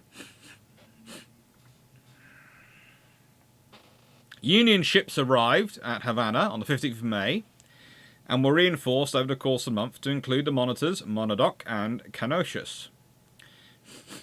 At which point, Page decided to turn Stonewall over to the Spanish Captain General of Cuba for the sum of $16,000 to pay the crew's wages. The vessel was then turned over to the United States representatives for the same amount. Americans didn't pay until the 2nd of November, and Stonewall required some repairs before she could put to sea again. Escorted by Rhode Island and Hornet, she departed Havana on the 15th of November, arrived at Washington Naval Yard on the 24th of November, and while sailing through Chesapeake Bay on the night of the 23rd November, she accidentally rammed and sank a coal schooner off Smith Island, Maryland.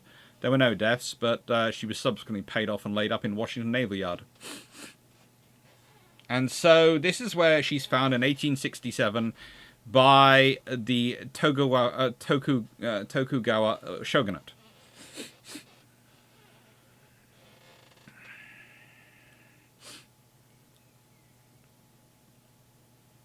The Japanese, the Tokugawa, purchased her for $400,000.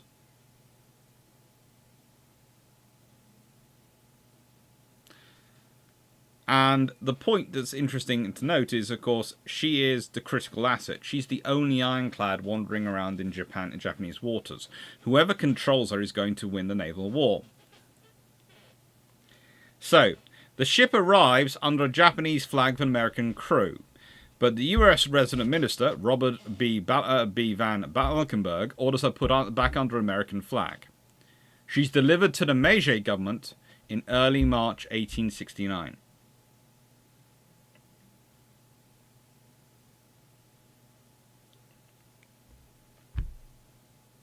By this point, Tokugawa Admiral Emato Takei has already refused to surrender his warships after the surrender of Edo Castle to the new government, and has escaped to Hakodate in Hokkaido, and is forming the Ezo Republic. He's taken with him a fleet of 8 steam warships, which is the strongest in Japan at the point, and actually, theoretically, the Republic could have survived, and could have dealt with the rest of the Japanese forces if it wasn't for this ship.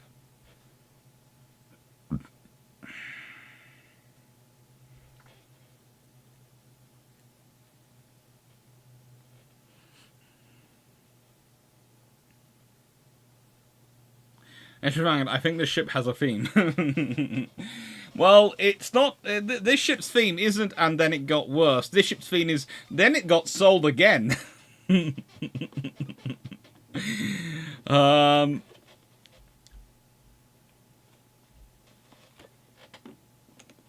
Don't worry, she stays with the Japanese for the rest of her life, and well, eventually her armor plating is used is reused to make the armature shafts in electric generators in the Asakusa Thermal Power Station, which was built in Tokyo in 1895.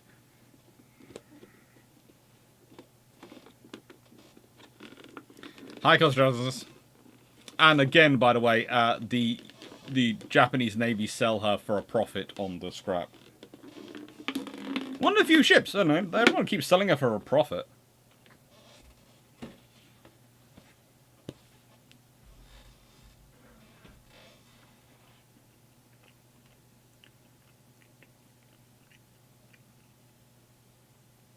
So, Boshin War.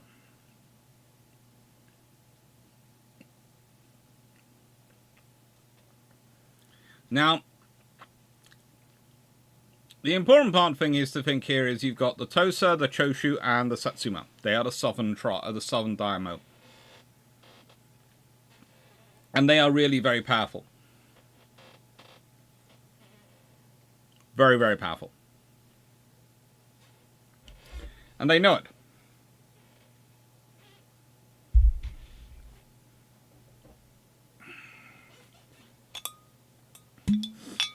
And this is where you have the forces coming from. Because if you hadn't had the Satsuma Navy built up to the point to which it is second only to the Shogun Navy, and you hadn't had the Choshu also have a navy, and the Tosa have a navy, and all were basically supplied by Britain with that navy,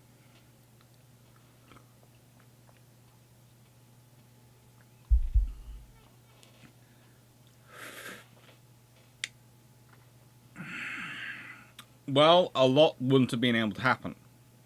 The Chosu are pretty much the army. Okay? They are pretty much the army of this operation.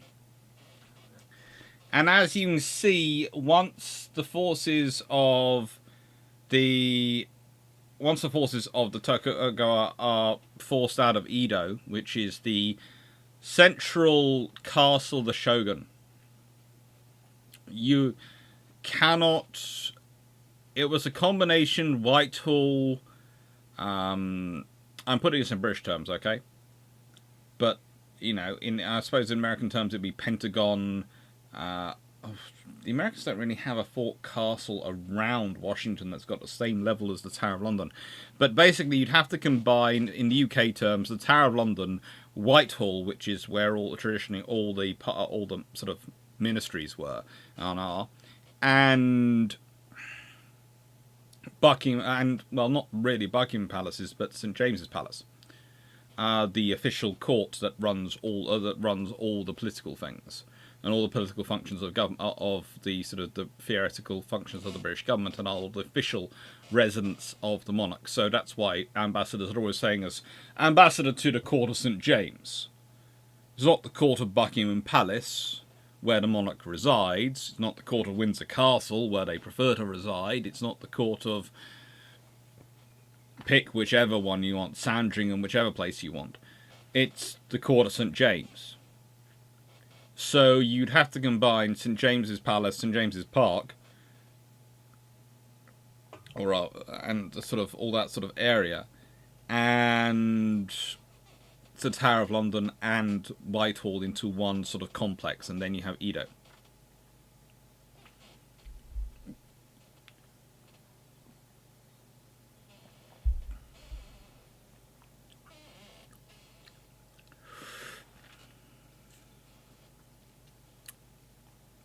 Please note this, by the end of the Boshin War in 1871, she's classified as a third-class warship, and she's renamed the Azuma from the Kotetsu. In fact, by 1873, her fighting ability has been somehow registered as low. So that's what we're talking about. Andy Pirro, isn't that the Home Office?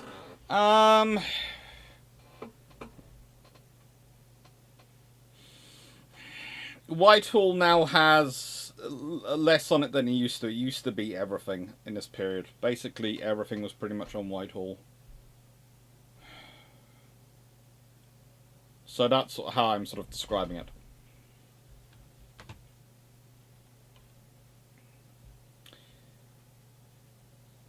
The Motion War is not a good thing for them. The opening conflicts are not good.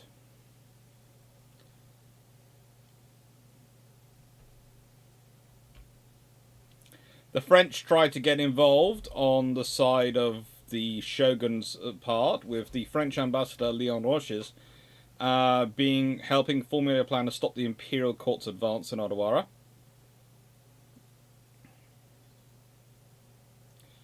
But Yoshinobu decides against the plan, and as a result, actually, Leon Roches resigns from his position because he's so shocked because Yoshinobu doesn't want to fight the emperor.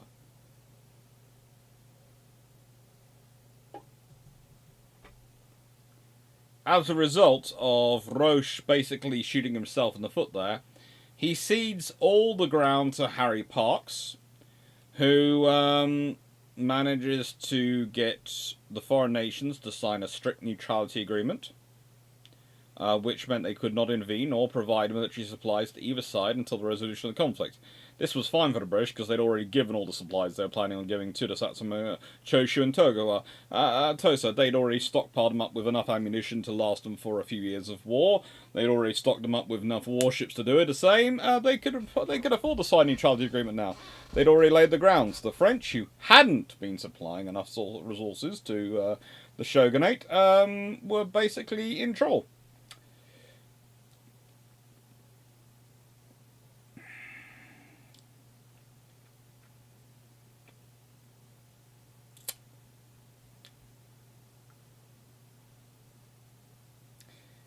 At this point, Katsu Kaishu first enters the scenario.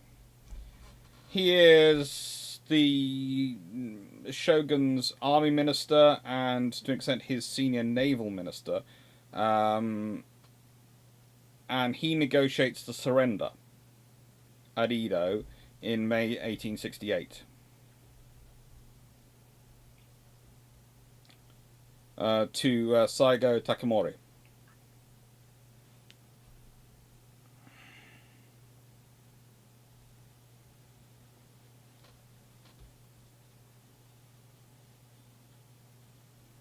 Who's considered one of the three great nobles who led the Meiji Restoration, but basically one of the three who was going, well, I'm going to be very powerful on this. And he does end up very powerful on this. How do I put this politely?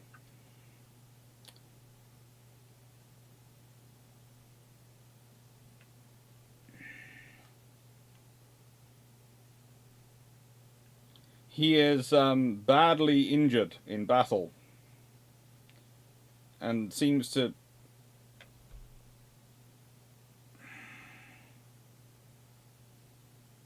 have basically committed seppuku after his injury in battle, so that he basically had a version of a suicide.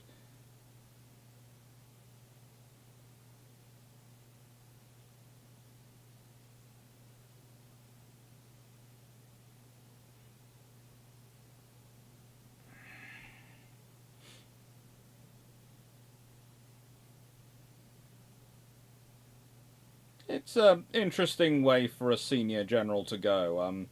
I'm looking through my notes here, and I've decided I don't want to get into that as much as my notes would get into it, because I kind of got distracted by that for a few minutes, and that could take us off on a whole different hunt of trying to work out exactly why the victorious general, who is the most committed to the idea of restoring the power of the emperor, and is the most steeped in of the three great lords in this, after his great final victory, his final battle he needs to win the war, commits suicide because of an apparently being shot in the femur. Now, that's going to hurt a lot. It's going to be very painful. But theoretically, medical treatment available to them at the time could have potentially saved him. However, he seems to have been not only had a sword thrust into his stomach, but had his head cut off as a form of ritual suicide. Or at least it looks like a form of ritual suicide. It's an interesting scenario.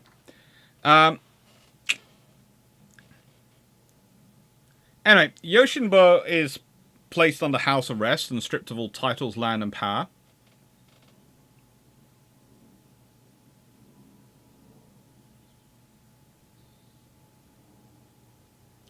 However, it turns out that the shogun's nominal power base, which had always been the north of the country, didn't really like this idea, and so the Northern Coalition continued on fighting. These were from the mains of Sendai, Yonsei, Aizu, Shonai, and Nagoka. They had a total of 50,000 troops between them. That's a fairly decent army. And that's just the core of them. There are others as well which are sending troops.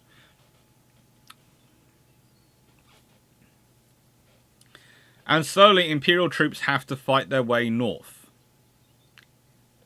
And please note, when I'm saying Imperial troops, I mean Choshu, Satsuma, and Tosa troops, because now, by the point after Edo, actually some soldiers from Tosa and Satsuma in large numbers start to turn up.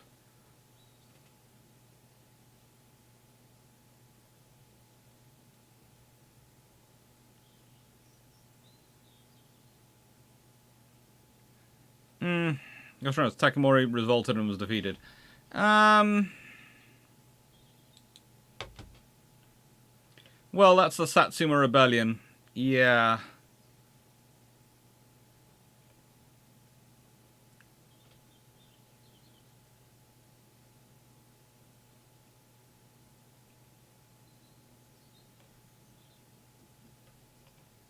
There does seem to be... Yeah, yes, but...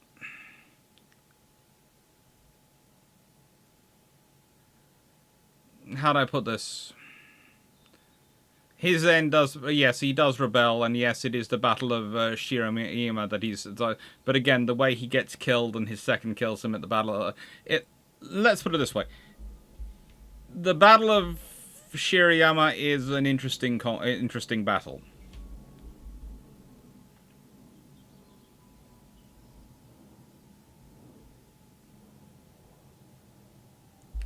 And there are many interesting things in his story.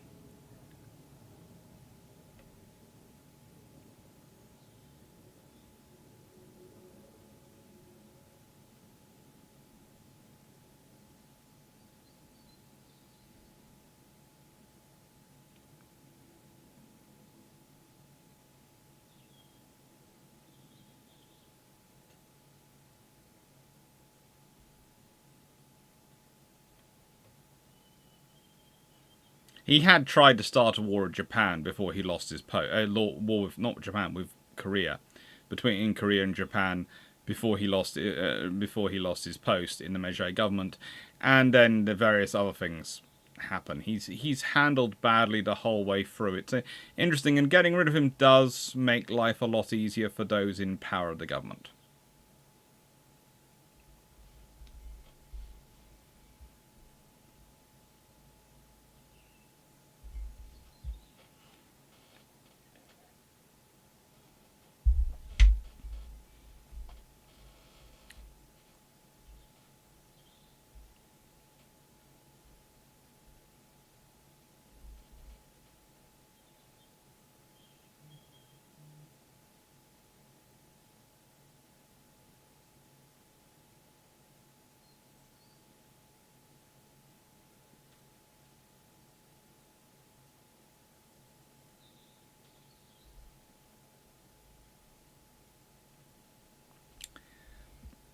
We'll leave that to one side. Anyway, the Boshin War is...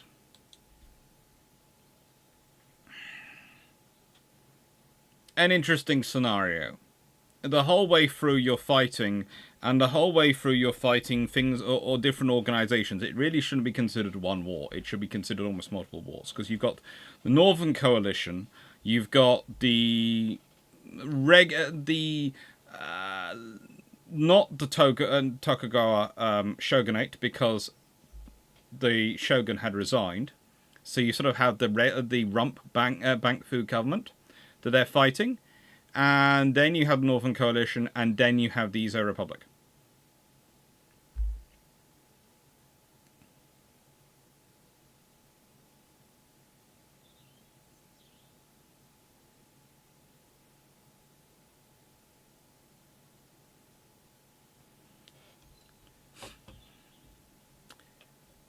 Anyway, what we're talking about, once we get onto Naval, is basically the battle versus, well, the Republic.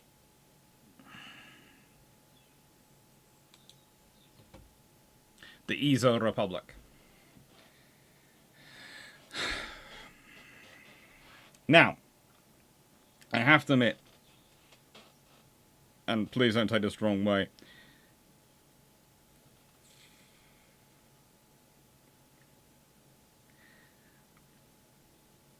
but it's kind of fun returning to this topic, but there is part of my brain going, I am remembering far too much, because the last time I taught this was about 5 years ago. I taught the Japanese the Meiji Restoration, and Naval War of it. And so if I am slipping in stuff, and then going back and checking my notes, because at some point I'm speaking from memory and carrying the flow, and then I'm going, sugar! I missed out that bit of clarification, and I'm going back. So I apologize if I'm going back. So, we're now talking about the Battle of Myoko Bay. Now, Myoko Bay is on its way to Hakodate. And basically, the Ezo Republic forces come with a great idea. Let's go and take the Ironclad. Let's go and take the Kotetsu. Because if we take it off them, if we take it from them, or we damage it in any way, before it reaches us, it can't fight us. Then they're fighting on a parity. Then they have the same level of ships as we do.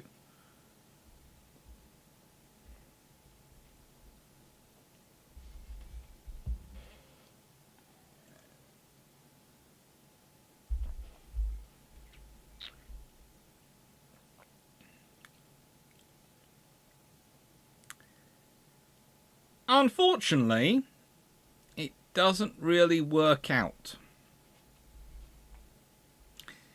Because A, instead of them finding one warship on its own, they find lots of warships. Instead of turning up with 3 warships, they actually turn up with 2.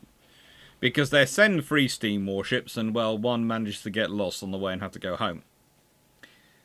It had been devised by their French advisor, Eugene Colache, apparently. Eugene claims to have come up with this great idea, but I actually think it's probably straight out of the samurai rulebook.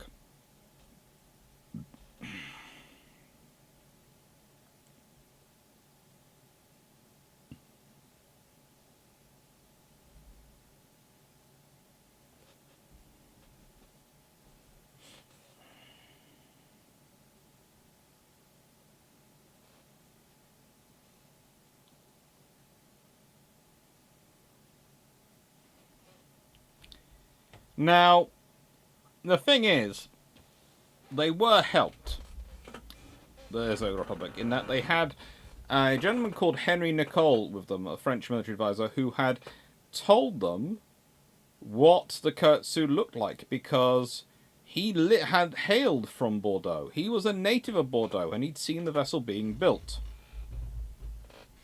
Yes, Dan Freeman has just given a very good definition of seppuku, which is that the suicidee first stabs the sword into basically their bowels, twisting as they go, preferably, in order to make it a clean death.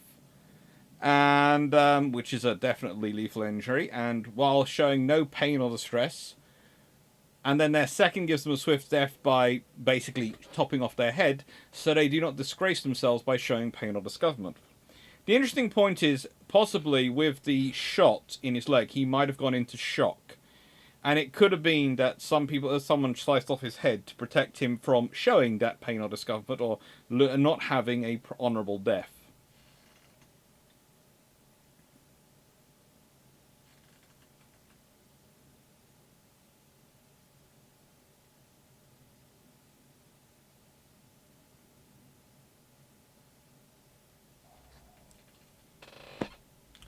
Now,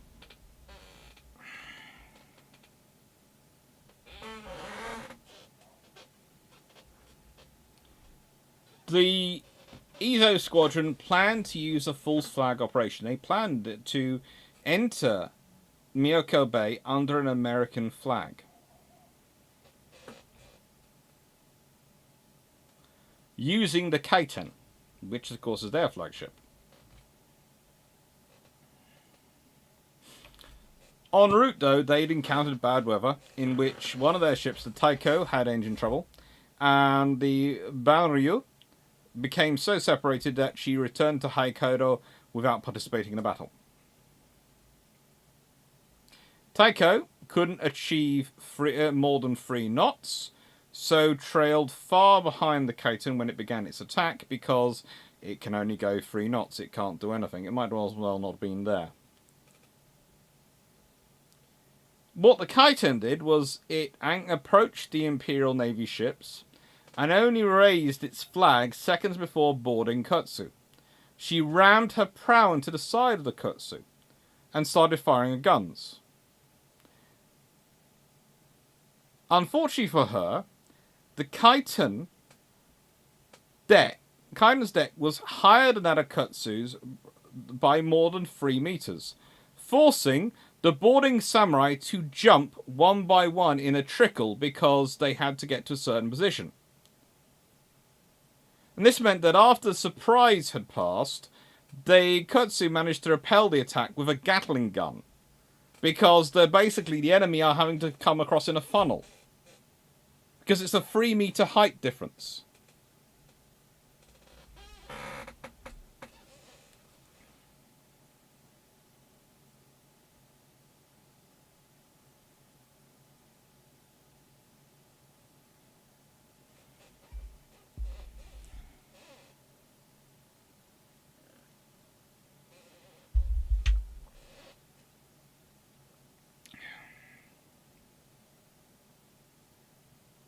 And so, well, Gatling gun does it work. Nicole, the French officer, is hit by 2 bullets. The boarding party commander, Koga Genoa, is killed. And his position as boarding commander leader is taken over by Arai Kuwasoke, who was Navy Minister of the Ezo Republic and would later become the first head of the Japanese Meteorological Agency. The Kaiten managed to damage 3 Imperial warships, but finally had to disengage without having captured the Kutsu. And she managed to steam out of Miyako Bay, pursued by the Imperial fleet, just as the Taiko herself was entering the bay. Finally. The Kaiten has managed to escape to Hokkaido, but Taiko was so slow, even though it hadn't taken part in the battle, it had to be beached from not far from Miyako Bay so its crew could escape inland, and was scuttled by explosions. The crew managed to only flee for a few days before they finally surrendered to government forces. Eugene Kolash is one of the people captured during that scenario, and he is actually pardoned and deported to France, but the Japanese rebels were not sure what happened to them.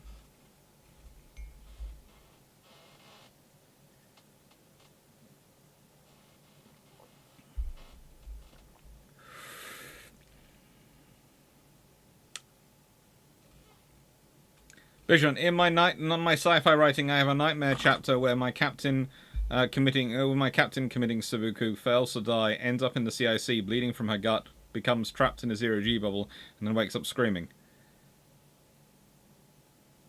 Okay, Bichon, we need to have a small conversation about some of your sci-fi writing. Because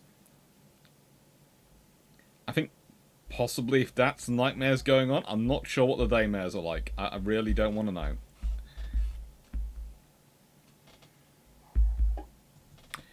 Now, this battle is Miyako Bay interesting because it's the first boarding maneuver of an ironclad steamship in Japan. It's pretty much the first attempt to do it properly of any navy in the world at this point.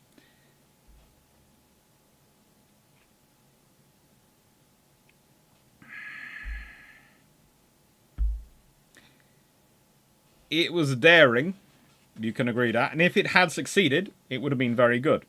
I think, honestly, I think the problem is they rammed her. Now, let me explain. They rammed the ship, which is a great way to sort of get close, but it's actually a terrible way to get close. They needed to actually come broadside onto her. They needed to get as close as they could broadside and then all jump down. Because they could have then massed and overwhelmed. And you can't have a Gatling gun holding a position and basically going blah blah blah blah blah blah, blah at a position to hold you back if you can board along the entire length of a ship. Does open up to more fire, but if you take explosives with you, you can blow up the ironclad. Richards, please. Bichon does not need any encouragement.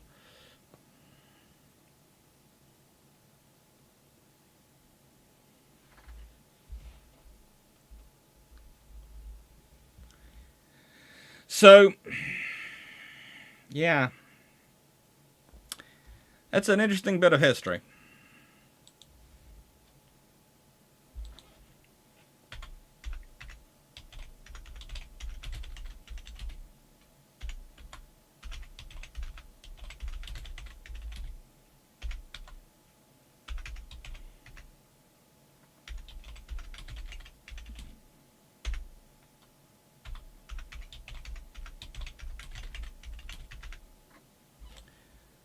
Finally, well, almost. We've got a couple of things there. This, of course, was the Kaiten Maru. This was the SMS Danzig. Blackburn Maximus. The butterflies if successful would have been interesting. Possibly impacts at Lisa. Honestly, it could have led to all sorts of weird things. I mean, there is part of me which wonders if it had been successful, if it could have led to the return of the idea of boarding doctrine in terms of naval warfare.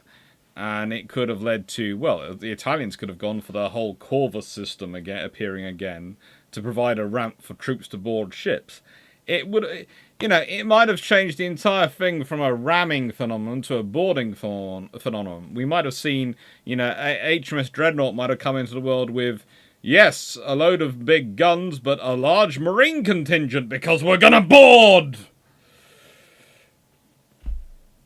The Royal Marines could have been massive. And probably armoured. Oh, good lord. It could have caused a complete reincarnation of the whole armoured suit of armour. It could have caused a whole new generation of people to be wearing armour plate.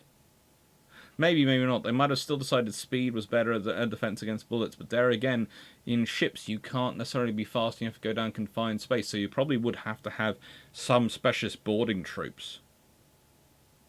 Oh, good lord. Oh, no, a boarding shield. Yeah, you'd had a boarding shield. Oh, good lord. Just imagine how heavy that thing would have been. Anyway, sorry, distracted. So, how does a German corvette, steam corvette, which has been used for some of their diplomatic missions, end up in Japan fighting for, well, fighting for the, well, for the rebels, really, let's be honest. Now, Danzig was decommissioned in 1857 because she had severe dry rot, damage to her hull. And so, while she has sort of occasionally sees service between 1859 and 1860, she struck off from the Navy list in 1862. She sold to the English firm Dorset and Blythe for 56,000 taler. She's renamed Eagle, and she sailed to England in 1864. In this period, she's then bought, in that year, by the Tokugawa shogunate, which renamed her the Kaiten. She's armed with 13 cannon.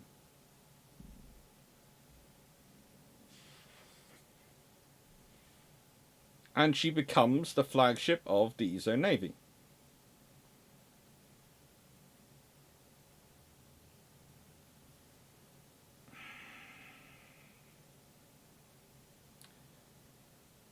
Now, you can actually find something kind of interesting because Arai Ikunosuke, the one-time Navy Minister of the Republic of Ezo, actually wrote an extensive article in the historical journal Bakufu about her. This is one of the reasons why we have so many details about what she does in the war. And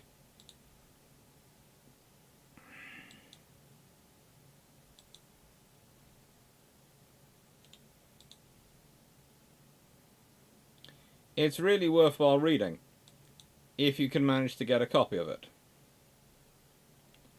But I would say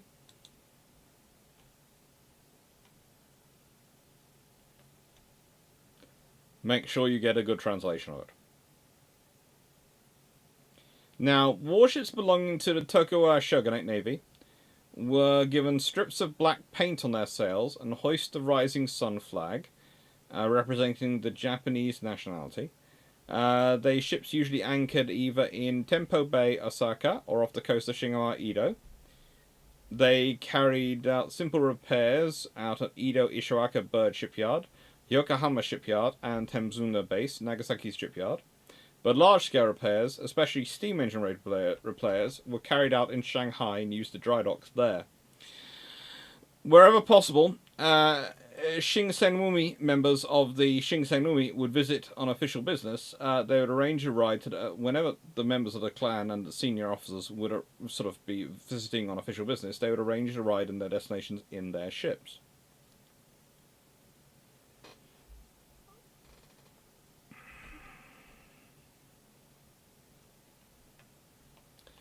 And if you want to have details about all their ships, I'm going to put a link to the Wayback Machine. And it does shut first in Japanese. I have to admit I'm using the Google Translate to translate because my reading skills of Japanese long sentences is not that great, as you might have noticed. I can read their technical documents, but reading their actual full thing is a bit interesting. Let's put a link to this in Navy, in this Shogunate Navy.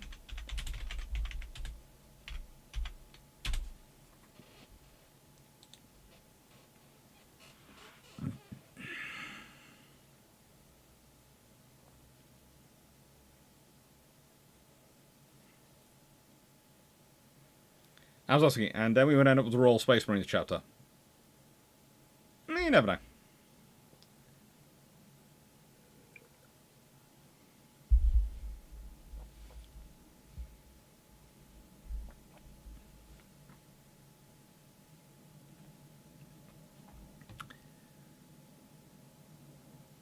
But she was a useful vessel, and she served well for them.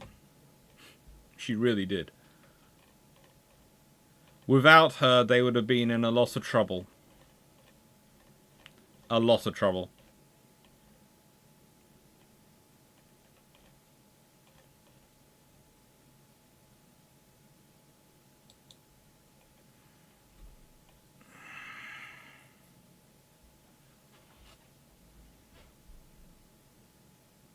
Vision. A year ago on eBay, I got a book from a book from Japan. Nice book with big illustrations of Nigerian ships from 1860s to Yamato. The text is all Japanese and mostly an image book. Yes, they were carrying plenty of cutlasses. Let's be honest. I had an interesting discussion the other day because someone was talking about whether or not they use cutlasses during the boarding action of HMS Cossack in the fjords during the Altmark incident. And the point I made was, well, you won't have found many of the destroyer crew personnel carrying cutlasses because they tended to focus on pistols and Tommy guns and various other short weapons, and carried various bayonets, etc., and knives. But the crew, most of the cruiser, especially who are mostly activated reservists, they were very keen on cutlasses and probably did have them. Hello, Melanie6040. Thank you for coming back. So, basically, flagship of the now Izo forces, formerly the Tokugawa Shogunate forces, and flagship status ship of the Imperial Japanese Navy. Let's be honest, if I was having to go to sea, I have a choice between a ship here, which has a dry rot in its wood of its hull, and a ship which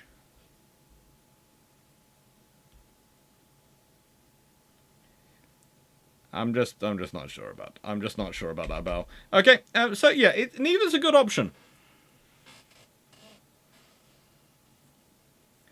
Actually, I'm not convinced that come another major war, the army won't find a bunch of cutlasses and boarding pikes from under the beds. I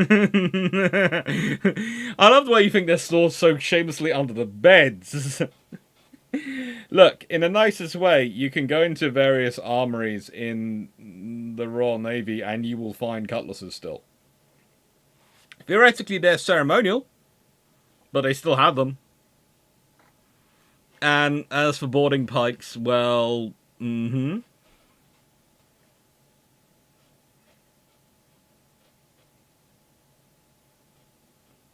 they still carry them. And remember, every officer has to have their own sword. And has to have their own cutlass, their own sword.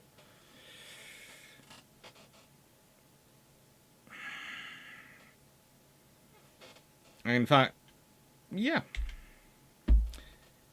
It's a fun scenario. So finally, we have reached the naval battle of Hakodate.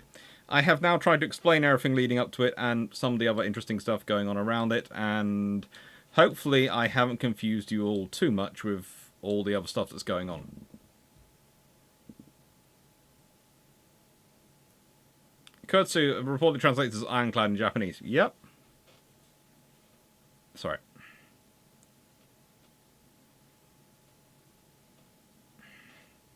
I know it looks like I'm pulling stuff out of my ear, and technically I am, but that's because a dog who had just finished eating their dinner decided to jump up and lick me on the ear to say thank you for me giving them the dinner, and I think I got some of their dinner down my ear.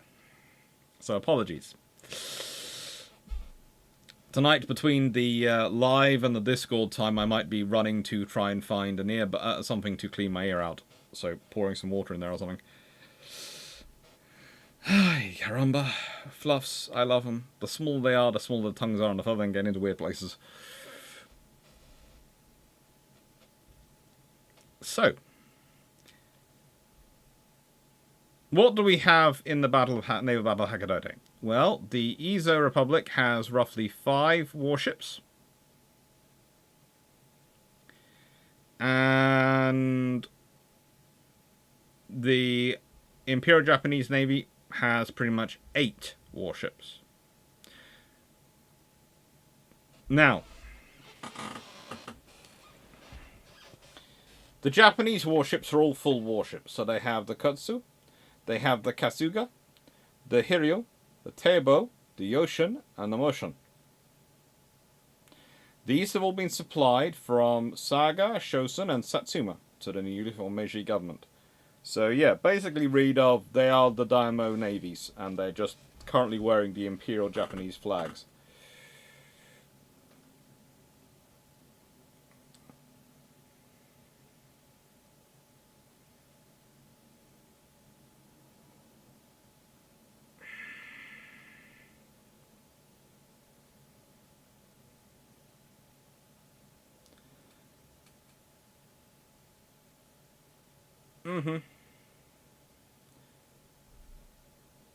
The Ezo Republic have the Kaiten, the Banru, the Shioda, the Shogi, the Mikao, and the Macau. And they're all... Honestly, these ships are all much of a muchness. They're all much of a muchness.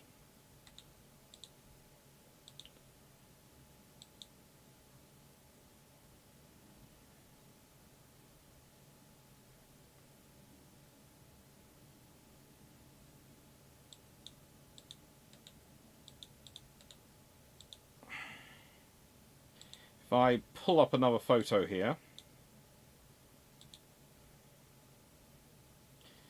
find the image. I know I've got it stored somewhere. I had it for this point. Desktop image. There we go. This is broadly speaking what you're sort of dealing with. That's a rough outline of the ships you're sort of thinking about, because, yeah, they aren't that big. They aren't that massive. They're mostly older ships brought from foreign navies, and they are converted merchant vessels. For example, the Macao was a steam transport warship.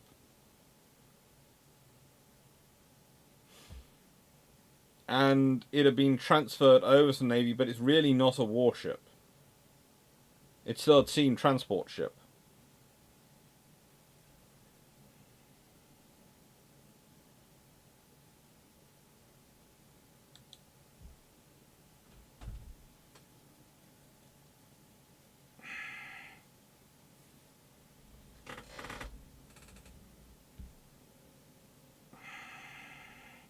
And of course, the Ezo Republic had already lost the Kaiomaru and the Karinmaru, which had been two of the, well, how to put this, they would have been two of the more powerful vessels at their disposal.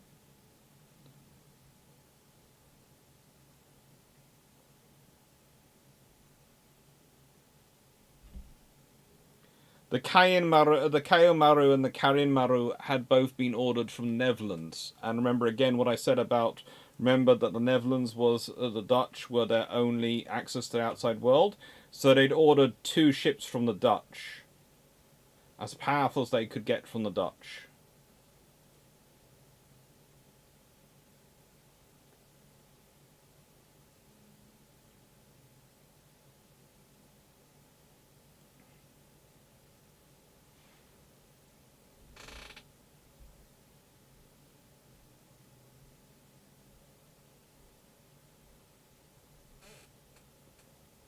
I'm glad you managed to get out of the house, Melanie.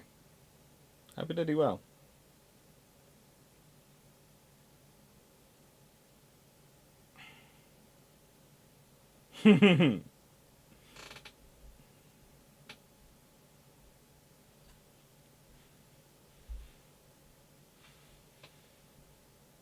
I love the way Dan Freeman... Dan, please note, and everyone can do this, okay? If you want a quick bit of fun, right? Open up a new tab, go to the Royal Navy's website and look up their in-service aircraft. You'll find they list under fixed-winged aircraft, they list the F-35 and the Swordfish.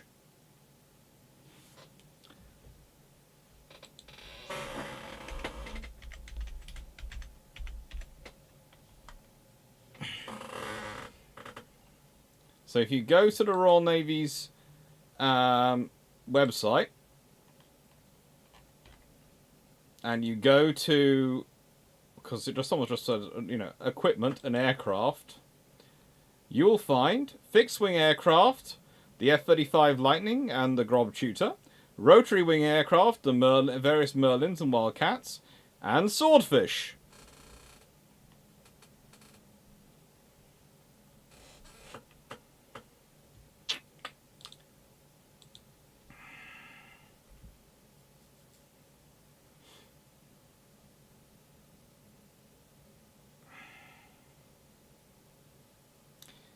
Right, I wonder if any remains of these old ships have been found. Some have been over the years.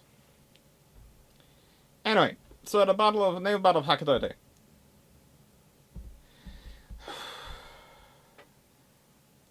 The Imperial fleet basically stood there supporting the deployment of troops to the island of Hokkaido. They destroyed various onshore fortifications and attacked the rebel ships and tried to push them back. On the 4th of May, the Chiyoda was captured after having been abandoned in a grounding. The 7th of May, the Kaisen was heavily hit and put out of action. And it's not really so much a battle as an ongoing combat.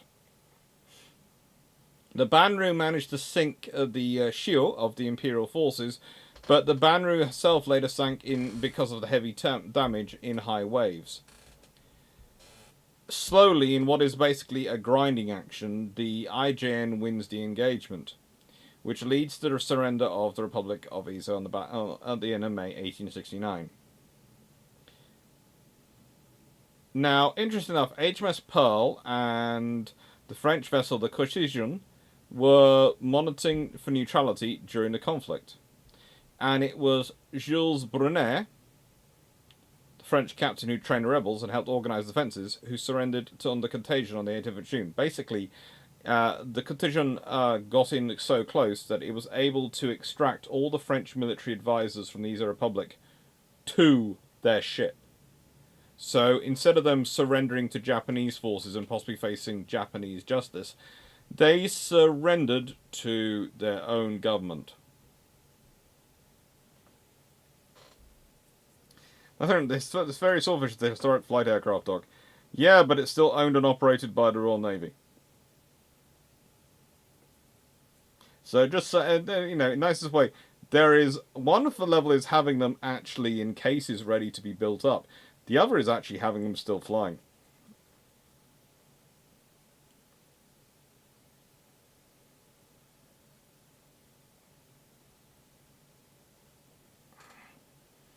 The Vixen and Furies weren't owned by the Royal Navy Historic Flight, from memory. Now, interesting enough, during this battle, Togo Heichiro,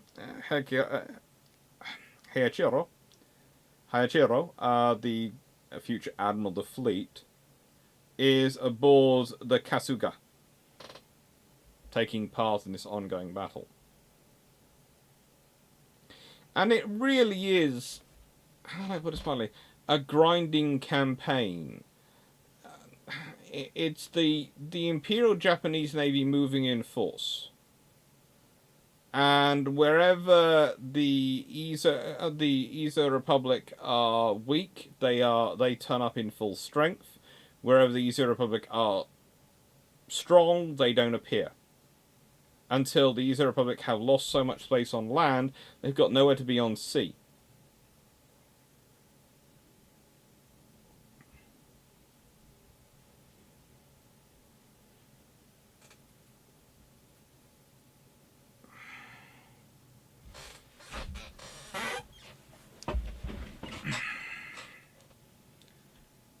It worked, but it was not really a nice campaign. And this all ends with, and I just thought I'd add this in, the Izo Republic, the final stand is in this base. The Goryoko in Hakodate, which had been completed in 1866, 2 years before the collapse of Tokugawa shogunate, built to defend the Surga Strait from the possible invasion by a Russian fleet. And that's the other problem for the shogun and the Tokugawa shogunate, because there hadn't been an Imperial Japanese Navy and Imperial Japanese Army while they'd been in power. They had been the Imperial Japanese Navy and Imperial Japanese Army. And it was very easy for the other lords to concentrate on what they wanted to do. And very easy for them to, how do I put this politely, push forward with what they wanted to do. It is a very modern European fort. It is a very modern fort. It's built with the best of technology, and it shows what the Tokugawa were trying to do. They were trying to modernize Japan. But they couldn't... How do I put this politely? They couldn't get there quick enough, and the more quickly they pushed on, all those powers which they had already been displacing just presumed they were going to get even more displaced. So they decided they needed to do something about that in order to stay around, to not come into a new scenario where they were going to be weakened again. And that's why they did what they did. And once they seized control of the Emperor, they have the power of the Emperor. And actually fighting the Emperor is a big thing in Japan at this period. And still to this day, to the extent, you know, the Emperor is... Well, it's a something which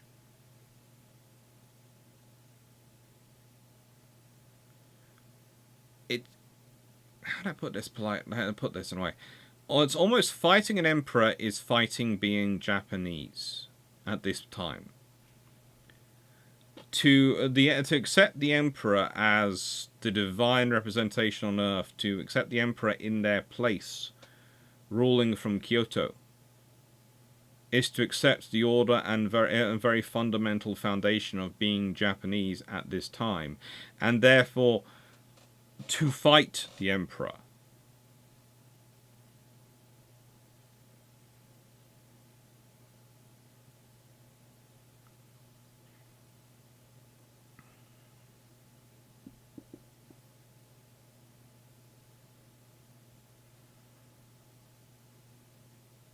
Again, this, if you're looking at this thinking, hang on, this looks very Dutch in its style of Star Fort. Well, it is. It's got a lot of water going on there. That's pretty much the Dutch codicil for it's a Star Fort they're involved in. Very Dutch inspired. French helped with the construction, but Dutch inspired.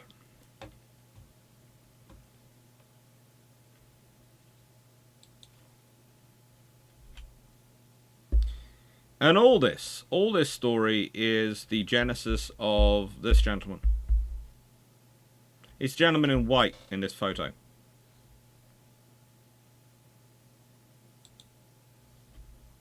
He's up there.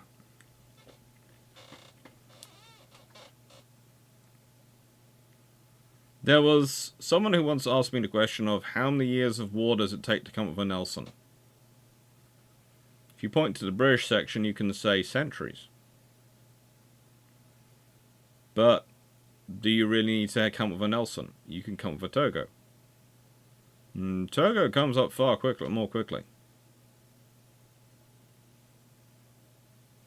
If we think of it, if we go back to the Battle of Tsushima, is 1905.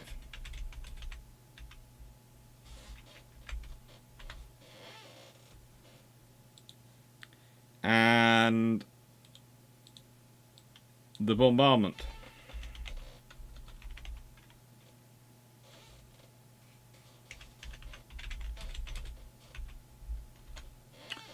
Which, just easier to go. Kagoshima. I was spelling it Kogoshima and going, why is my notes not coming up?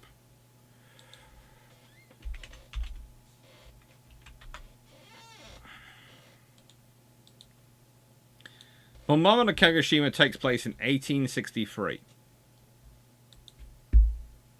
The Battle of Tsushima is 1905. 42 years, well, less than 42 years later. It's August 1863 to May 1905. 42 years of fighting wars on behalf of Japan, of being part of the formation of Japan. When he starts his career, there is no Imperial Japanese Navy. When he starts his career, he's a sailor for the Satsuma. He is an officer for the Satsuma clan.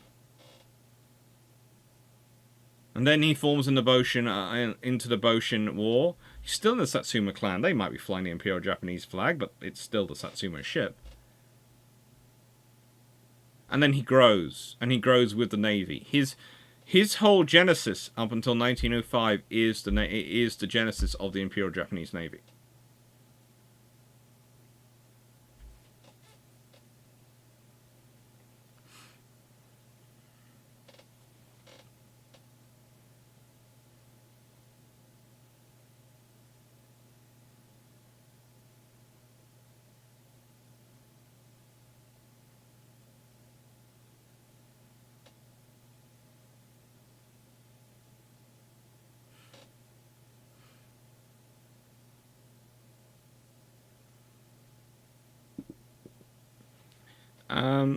All night too. Probably it's flown and maintained by Fly Navy Heritage. If you're referring to the Swordfish, it's Royal Navy Historical Flight might have been sort of. It's all sort of interesting in how it's set up and who owns it and what's sort of going. But let me put it this way: it's close enough to Navy ownership that it's interesting. No, he wasn't. When Commodore Perry came ashore in 1854, well, he was probably alive, but he was nowhere nearby.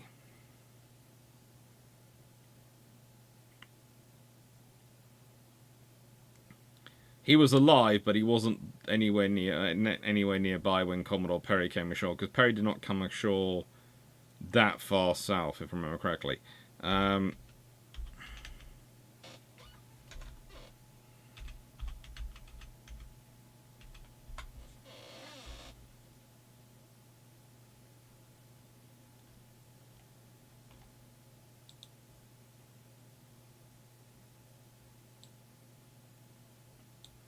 Yeah, this Dogo is Satsuma, and he comes from the most southerly sort of island, or the main islands. Commodore Perry doesn't come. It comes ashore on the main in Honshu Island.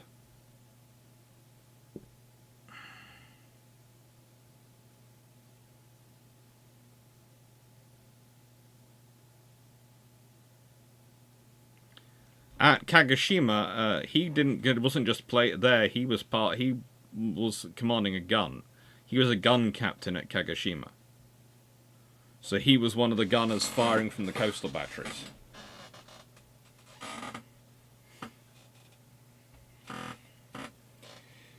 Yes, I do have a Hellcat model to build. And I have a Fairy Swordfish model, and I have a Wildcat model in there somewhere as well to build. So my mum asked me ages ago for what models I would like to build again, and I went listed them off, and she got them for me, and I haven't had time to build them.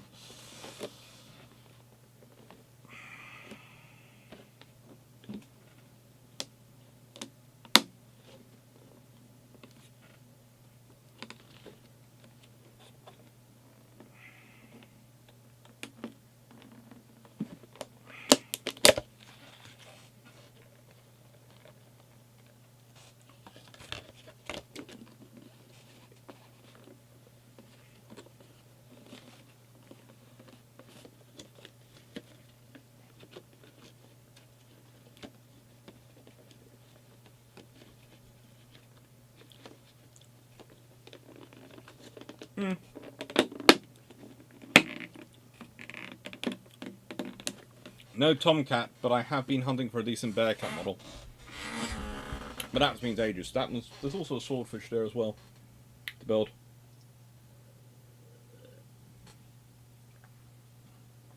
I have the Airfix Swordfish and the F6F Hellcat from Indberg, I think. That HH was around as 45% complete. I got sent an empty bag to finish off HMS Belfast. They're now sending the proper bag, but an empty bag arrived. No, the turkey hat is not going on today.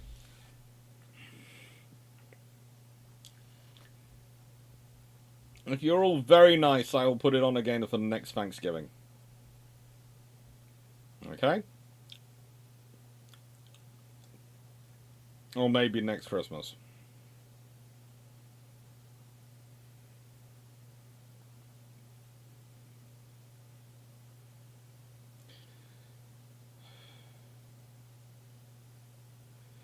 But it's funny to think that he comes to power. He comes to prominence in such a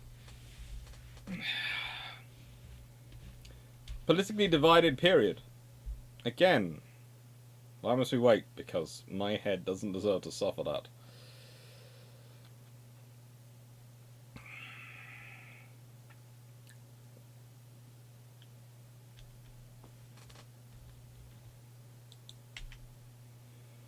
So,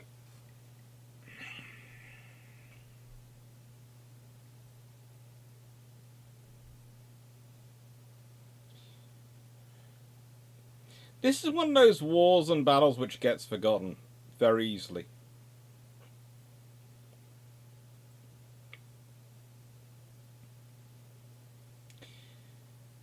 It's one of those scenarios which gets forgotten very, very easily. It's often taken as rote that the Imperial Japanese Navy comes to be, that we get the modern Japan which we see in the 1900s, that takes part in World War One, that goes on from the 1920s and 30s and it fights World War Two. And it's almost as if people presume that you pass from the shogunate era to the modern era with nothing. And on honestly, if we are talking about Tokugawa in Yoshibiro, yes, the shogunate does start with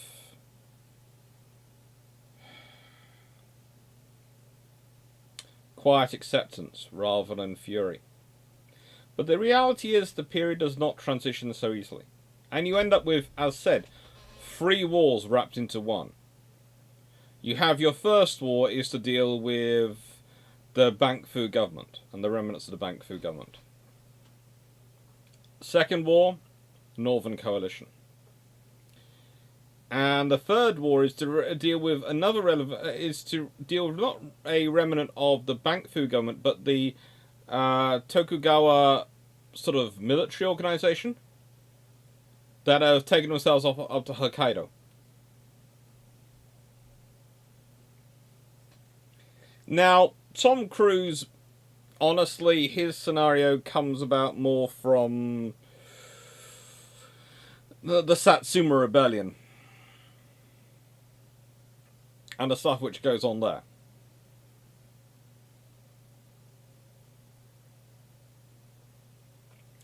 But one of the interesting things I find with that whole video, that whole movie, is that it produces the fact that, oh, these troops, they haven't seen conflict, they don't understand modern weapons, and he's teaching them all this stuff, and that's not actually what he's doing. Not at that time. After all, it wasn't really Americans doing it at that point. His is more to do with the Satsuma Rebellion than... it doesn't fit timeline matters, okay? Timeline-wise, if you were teaching them those things, you'd be talking about the Boshin War. But after the Boshin War, you've got a lot of modernized, upgraded, and trained troops who have the latest equipment and have the latest knowledge. And they are just getting experience of tactics and logistics from the Americans because they're trying to find someone to replace the French. And eventually they pick on the Prussians, who then become the Germans. And the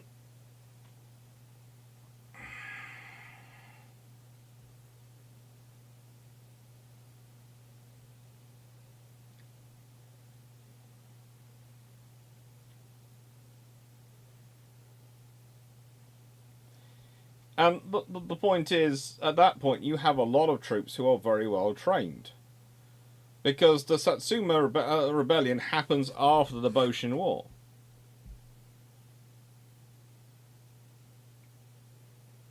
If watching you should have taught me us anything, it's that it is more complicated than that. Yes, I try and... This channel is always going to be about the context and nuance. And it's one of the things, when you sort of decide what you want to make the channel about, you have to go, right then, what am I going to be chasing? Am I going to be chasing numbers of viewers, or am I going to be chasing something else? And to me, I don't chase numbers of viewers, I chase... Although I would like to be over 10,000 subscribers, but that's mainly because I've been within 200 subscribers of 10,000 for now several months. But leaving that to one point, that's more for a personal frustration, I think. It's more a thing of... I want it to be quality. In terms of, I want it to make people think. And that's where this war actually is pretty darn good.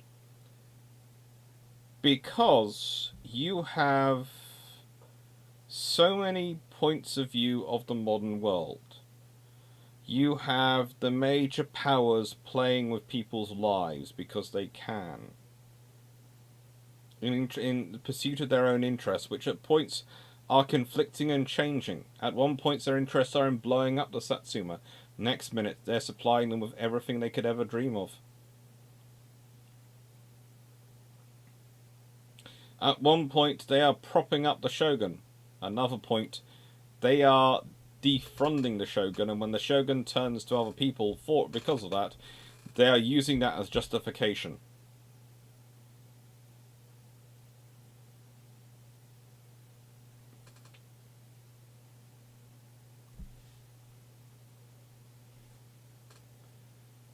Blackburn Maximus. So the question to ask for July's vote is, what if the Shogunate received a Stonewall before the Imperials? Oh, good lord, then the East Republic probably survives. Honestly, unless the Imperial Japanese Navy manages to find an ironclad of equivalent capability, they are not going to take it. The thing, and not until it breaks down.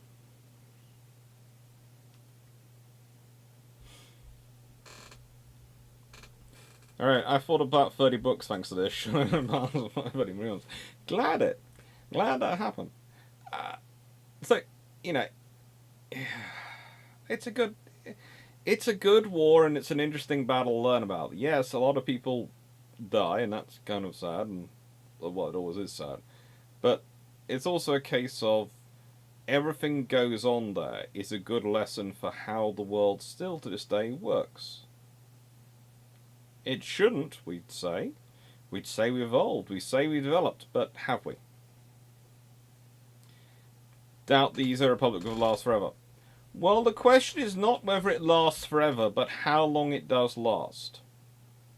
Because if the Japanese can't retake it by force, the odds are they reach some sort of diplomatic relationship to restore it, which would probably be done through Tokugawa Yoshihiro.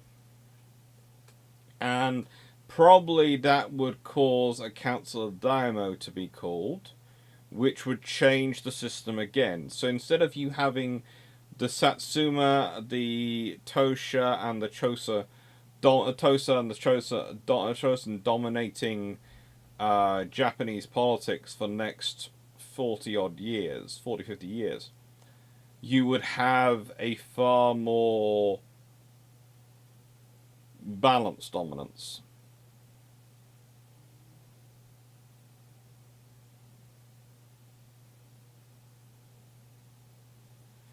Yeah, Japan is Leslie's subject. It is.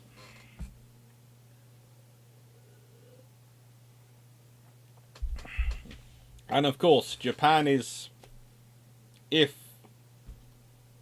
I'll just flash this up again quickly before we get into the rest of the stuff, but if this goes to plan, of course, and we, as you can see now, it's showing with the full amount we have up to the moment, we need to somehow raise, I think, about 4,000. We need between 4 and 5 grand. We need to raise over this weekend to be in the place we need to be, which is going to be fun. We'll see if we can do that over the weekend. That's where the plan is. Next year is if Australia's been successful, it is of course Japan, which has, oh good lord. Again, this is the thing. We started doing the research, and I started doing the research for the next 2, 3, 4 years worth of expeditions. And again, it's a case of, so, you know, Japan's not supposed to have this. Yeah? They do.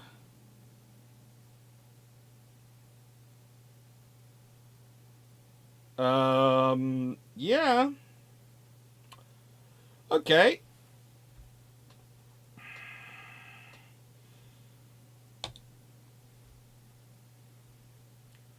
So Japan could have become a functional constitutional monarchy as it industrializes. Potentially. Japan could have become, maybe not so much a functional constitutional monarchy, but it could have gone, especially with the British support and British influence, you could have seen what would happen was basically the Council of Daimyo would get formed into a House of Lords sort of scenario, and you'd have a you'd have a parliament which was elected parliament as sort of the sop to the public, and slowly go through that sort of transition.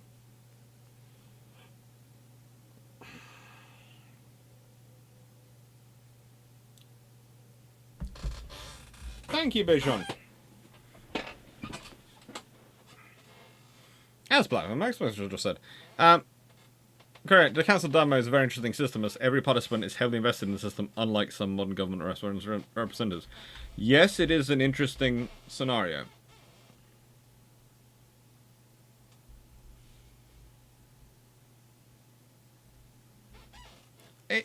Let's put it this way. One of the interesting things about Japan post-World War II, after the war was over, as rather like the evacuation of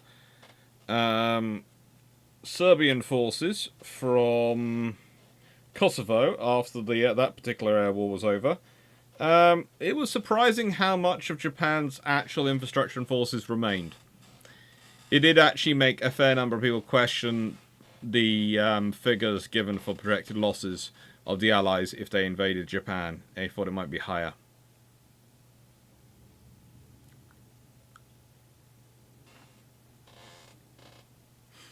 But I would happily volunteer as a guide for Japan, given I'm already going there this week. But yeah, money. So many nice museums I can't do.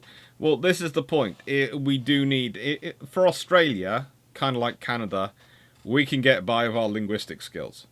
For Japan, we need assistance. And we already have at least one person who's willing to go with. Ideally, we would need 2 or 3. And we need to. Realistically, we should pay for their tickets as well if they're coming to assist us. So that's going to be a lot more money. We're hoping to do a longer fundraising campaign as well for that one. So, you know.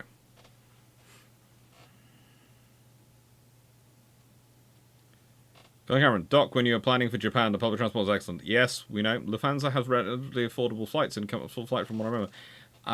That sounds good. I have noticed the difference between flying economy to Australia economy to Australia is roughly £2,000. Premium economy is roughly £4,000. And then you go higher. I've just got to going. As said, I'm going to put in the money. I've been doing the extra work. I'm going to put in the money and make sure my butt's in economy premium. Because frankly, I like because we're going on. I think we're going on Qantas or either Qantas or Singapore. And for both of those, the difference between economy and economy premium is that in one, you are stuck, you are upright with only minimal going back for the entire trip, whereas the other one, you can go back a full few inches and actually recline into a semi-sleeping position. And this is the Kasugara Maru. And the reason I added this in is because this is the ship which Torko was serving on. This is the warship he served on during the Boshin War. The Vernal Sun. Or the Spring Sun.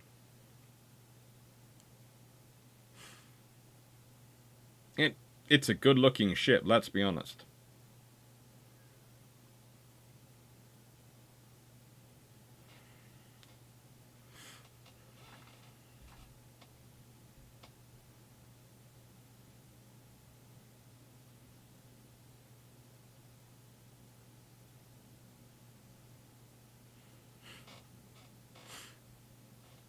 Mission, I think a visit to Yokosuka will be fascinating. All those USN and IJM flags waving in the sea breeze. They have a few 19th century coastal forts there and a battleship, of course. Yes. One of the last remaining British-built battleships. In fact, potentially the last remaining British-built battleship.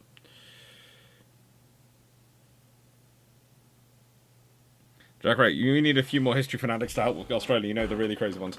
Yes, we do. We really, really do.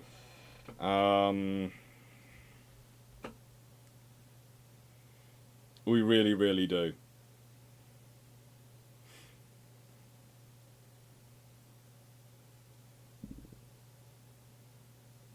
Excellent. Japanese Airlines economy, fortunately different to normal economy. It's much wider and has much more legroom. Oh... I am no. Business first class and business class are out. They are nowhere in our price range. We'd love them to be in our price range because we've got to get there and we've got to work. But we've literally found it cheaper. It was cheaper to add on an extra day at the beginning of the trip, where we literally planned to do nothing in order to get over the flight, than it was to pay the difference for the flights. You will see me on Discord. We'll see in Discord later. I am going to be on Discord probably in a bit after after this finishes.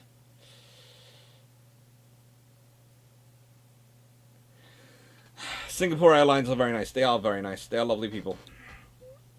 But so far, their flights seem to be a lot more expensive than Qantas at the moment and Emirates. So I haven't booked yet, but when I do book, I'll be looking at which one is the most sensible, economically priced one to go, which has also. This is going to sound strange again. I turned down one of the potential planes because I looked at their choice of food and went, I don't eat any of that.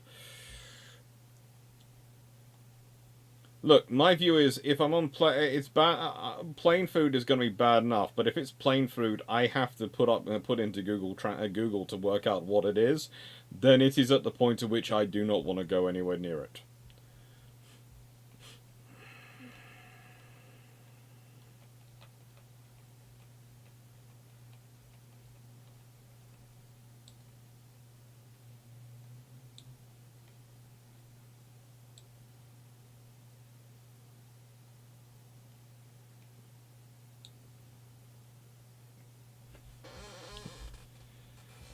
Nice from what? The frigate made a Sovietsky Soyuz class cost 295 million rubles per ship. Well, A, there's the value of the ruble, and B, there's the amount of grift going on.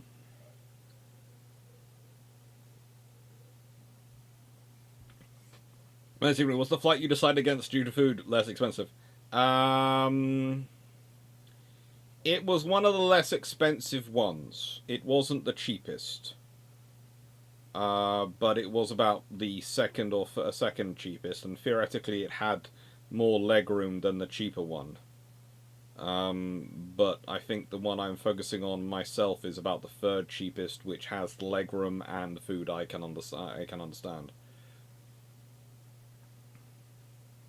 I'll probably go into the regular chat because the reason I'm doing the regular chat more at the moment is rather than the Killick chat is because I know some people want to talk about the trip to Australia and not everyone's a Killick.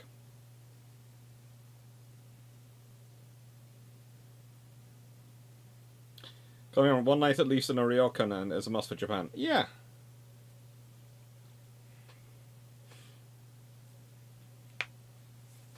There, you know.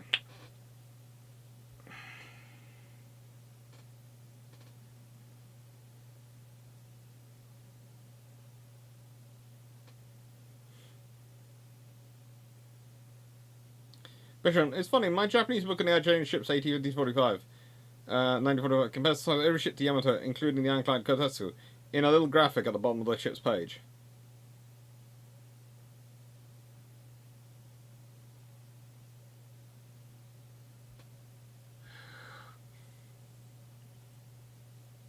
The question one wants to ask is why?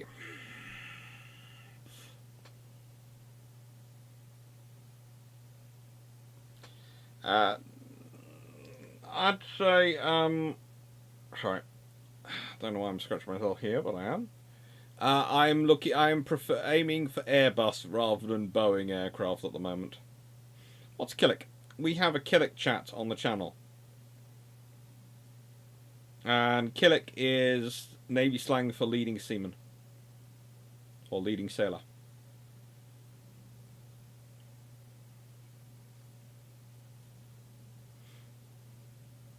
Basically, people are promoted to Killick on recommendation of the flotilla leaders, who are the Discord admins, and they are people who have consistently delivered very high quality conversation and input to the various chats going on the Discord server.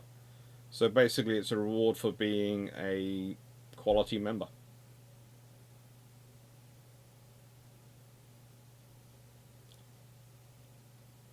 You should encourage Drac to go and buy that old tug he looked at as a house. Then you can just sail to the place you want to go to. Oh, that's tempting. That is tempting. That is very tempting. 2 o'clock. Comparison of size? Yes, but why use the Yamato as the comparison point of size? Because that's the biggest battleship they ever built. But you know, no one has really a quantifiable idea of the scale of that thing because it's quite so big. It would almost be tempted to do a modern, compared to a modern, I don't know, bus or something.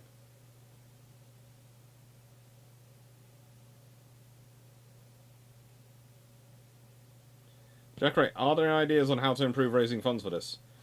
For the Australia trip or for Japan? For the Australia trip, we're going to have to do very loud campaigning over next week and hope people hear and hope people support it. For Japan, it's basically the plan is we will do a lot longer campaign. So we'll start hopefully in January. And so that'll give us roughly 4 or 5 months to do the campaign and raise the funds and do some various things. I'm presuming at some point someone has mentioned that I should have to do a hot wings eating competition with my friend Drakenafel. I have said fine. I enjoy barbecue and hot sauce as much as anyone, but I have pointed out if at any point I have to ingest stuff which is giving me heartburn just from eating it, then I want hazard pay.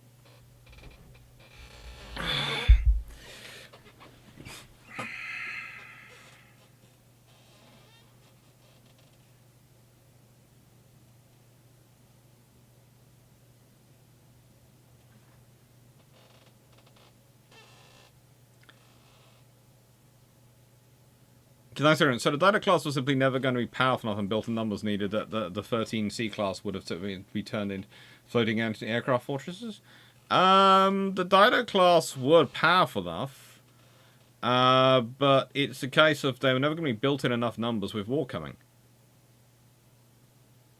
If war had held off till 1942, 1945, who knows what ships would have been built by that time. You know how big British maritime industry was and how quickly it was growing at that point. Britain has another 3 years like America does. Goodness gracious me, how big they get.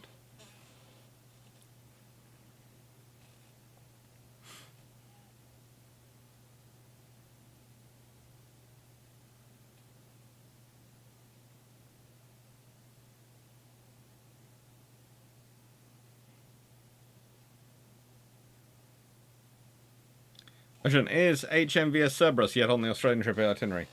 Not officially. Unofficially, who knows?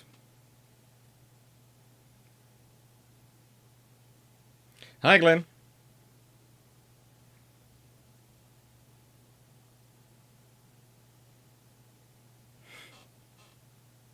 How much rugby have we watched in Australia?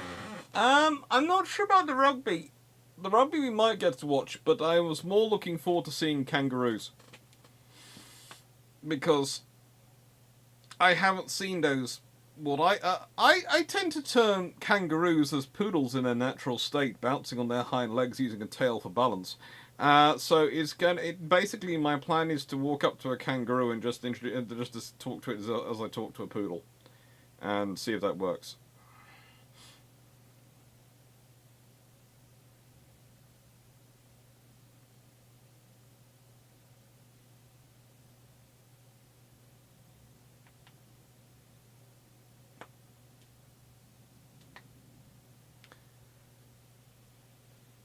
Besides, Dan, if we're doing the hot wing competition, you are going to be sitting next to me while we're doing it.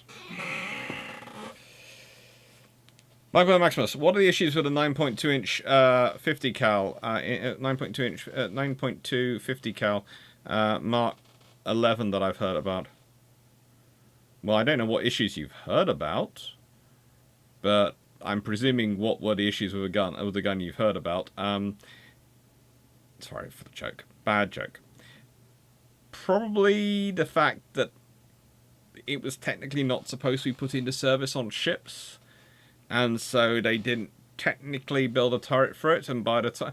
Honestly, they would have possibly... Again, it's one of those things, if war doesn't start till 1942, the ships which would have been ordered in the batch of 1940 versus the vessels in 1939 could have been very interesting. Because they have a lot of designs which are being worked on in 1939 for ordering in 1940, which don't get ordered. Because but what they do the moment war starts is they start ordering versions of what they're already building, because they already know that works. Okay, so you just build what you've got. If war holds off to 1940, well, things are different. If war holds off to 1942, things are very different, because those things in 1940 are built.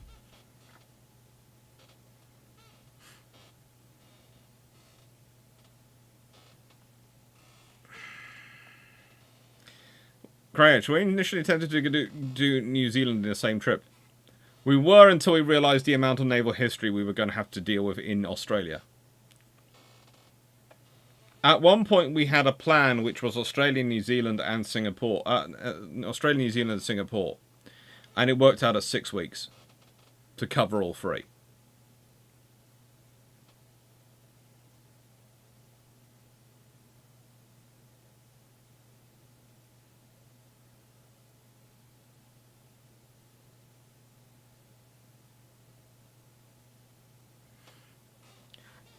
Going through it, my Australian friends saying kangaroos are dangerous pests at best. To be fair, when a poodle is bouncing on its hind legs and using its tail for balance, that same thing could be said about them. I think, how much does the cruiser shortage and the 5.25 inch 50 shortage play a role in Dido delay? Cruiser shortage means they want to push for Didos. 5 inch 25 50 shortage is what delays them. You don't have enough guns. Honestly, if you've been building them as ARA fusers with sort of ARA Argentina-style ARA fusers with 3 triple turrets, you could have probably churned them out like anything.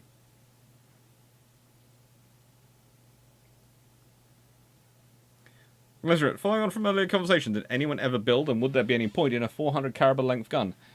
If you've got the explosive, that would actually sustain it. So I think in your scenario, you're talking about a railgun system, so you could potentially sustain it for that length. That's the sort of gun length which you're building for interplanetary arguments.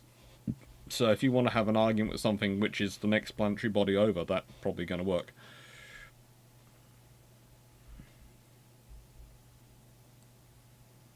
I think you said that by 1942, Nara was actually worried about the Dido's class longevity. Basically, the Didos were not built for long-term peace ships. They were built for wartime. They are not built... by 1940, when 1945 takes place, there's a reason the Didos go as quickly as they do. Because they are built for war, not for peace. They don't have the space in their hull. If you describe the tribal-class destroyers as cruiser-built destroyers, i.e. they are destroyers built on cruiser lines. The Didos are destroyer-built cruisers. They are cruisers built on destroyer lines. Every single inch of space is accounted for.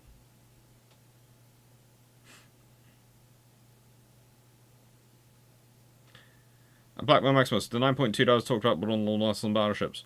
Oh, those ones were fairly decent for their time. They did look at putting them onto cruisers. The 9.2 inch isn't there a design building in Conways which is 9.2 inch on 15,000 ton cruiser? Yeah, pretty much on a 15,000 ton cruiser. Not a 150,000 ton cruiser, but a 15,000 ton cruiser. There is a design. Mashos, do you know who built the 9.4 inch guns on the Radetskis? I presume it was Skoda. Because they built or organized the construction, design and construction of pretty much every gun on the Radetskis. from experience, from how I understand it. Because the Crown Colony class were the vessels, were the versions of the towns under construction at that time.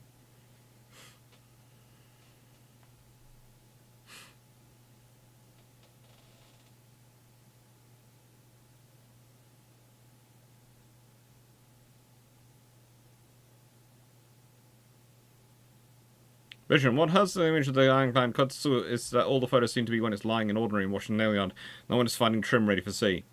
Yeah, that'll hurt it. That and its bow shape.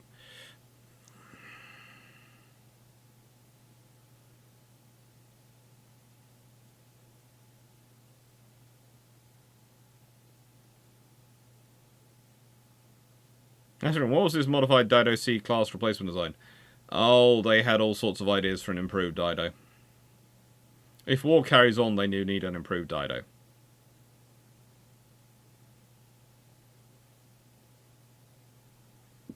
Hi, Wayne. So, I'm going to say thank you very much for watching, everyone. Thank you for your support. Thank you, everyone, for taking part. And I'm going to grab a drink of milk, or possibly another iron brew, and shift over to Discord for a chat with everyone. Hope you're well. Thank you for your support. Thank you, Vidron, Glyn Stewart, Dan Freeman, Calvin Gasberg, Wayne, Knight681, Matcha Dostal, Andy, Craig H, and Richards. Thank you, Melanie. Thank you, Jack Ray. Thank you, Michael Cooch and Vision, for your super chats. Thank you, everyone, for your support. Thank you, Alt92. Thank you, HMS Verdun. Thank you, Jos Vonk. Thank you, Melanie6040. Thank you, Dan Freeman, and all the admins this evening. Sean Mack was also on, I think. Thank you, everyone, for your support and help. It's really, really appreciated. Thank you, Blackburn Maximus. Thank you, everyone. I hope you enjoyed it. I hope you found it useful. And I'll be recording Long Patrol for this tomorrow morning. Take care, everyone. Have fun. And there will be a Long Patrol version of this video, which will come out on Saturday. There are some videos already loaded for the weekend to come. Tomorrow night's video, I think you will all enjoy, because tomorrow night's video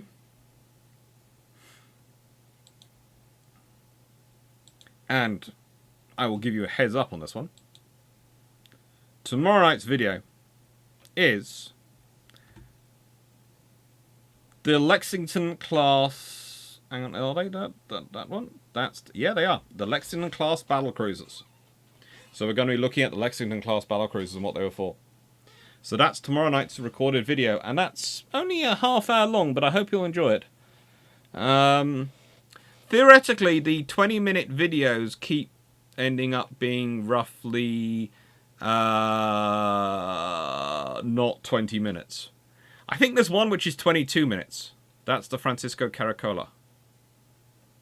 But the rest do not end up being that. And tomorrow evening, if you want to, and I'll put comments down below this video to decide what you want, to tell me which one you prefer.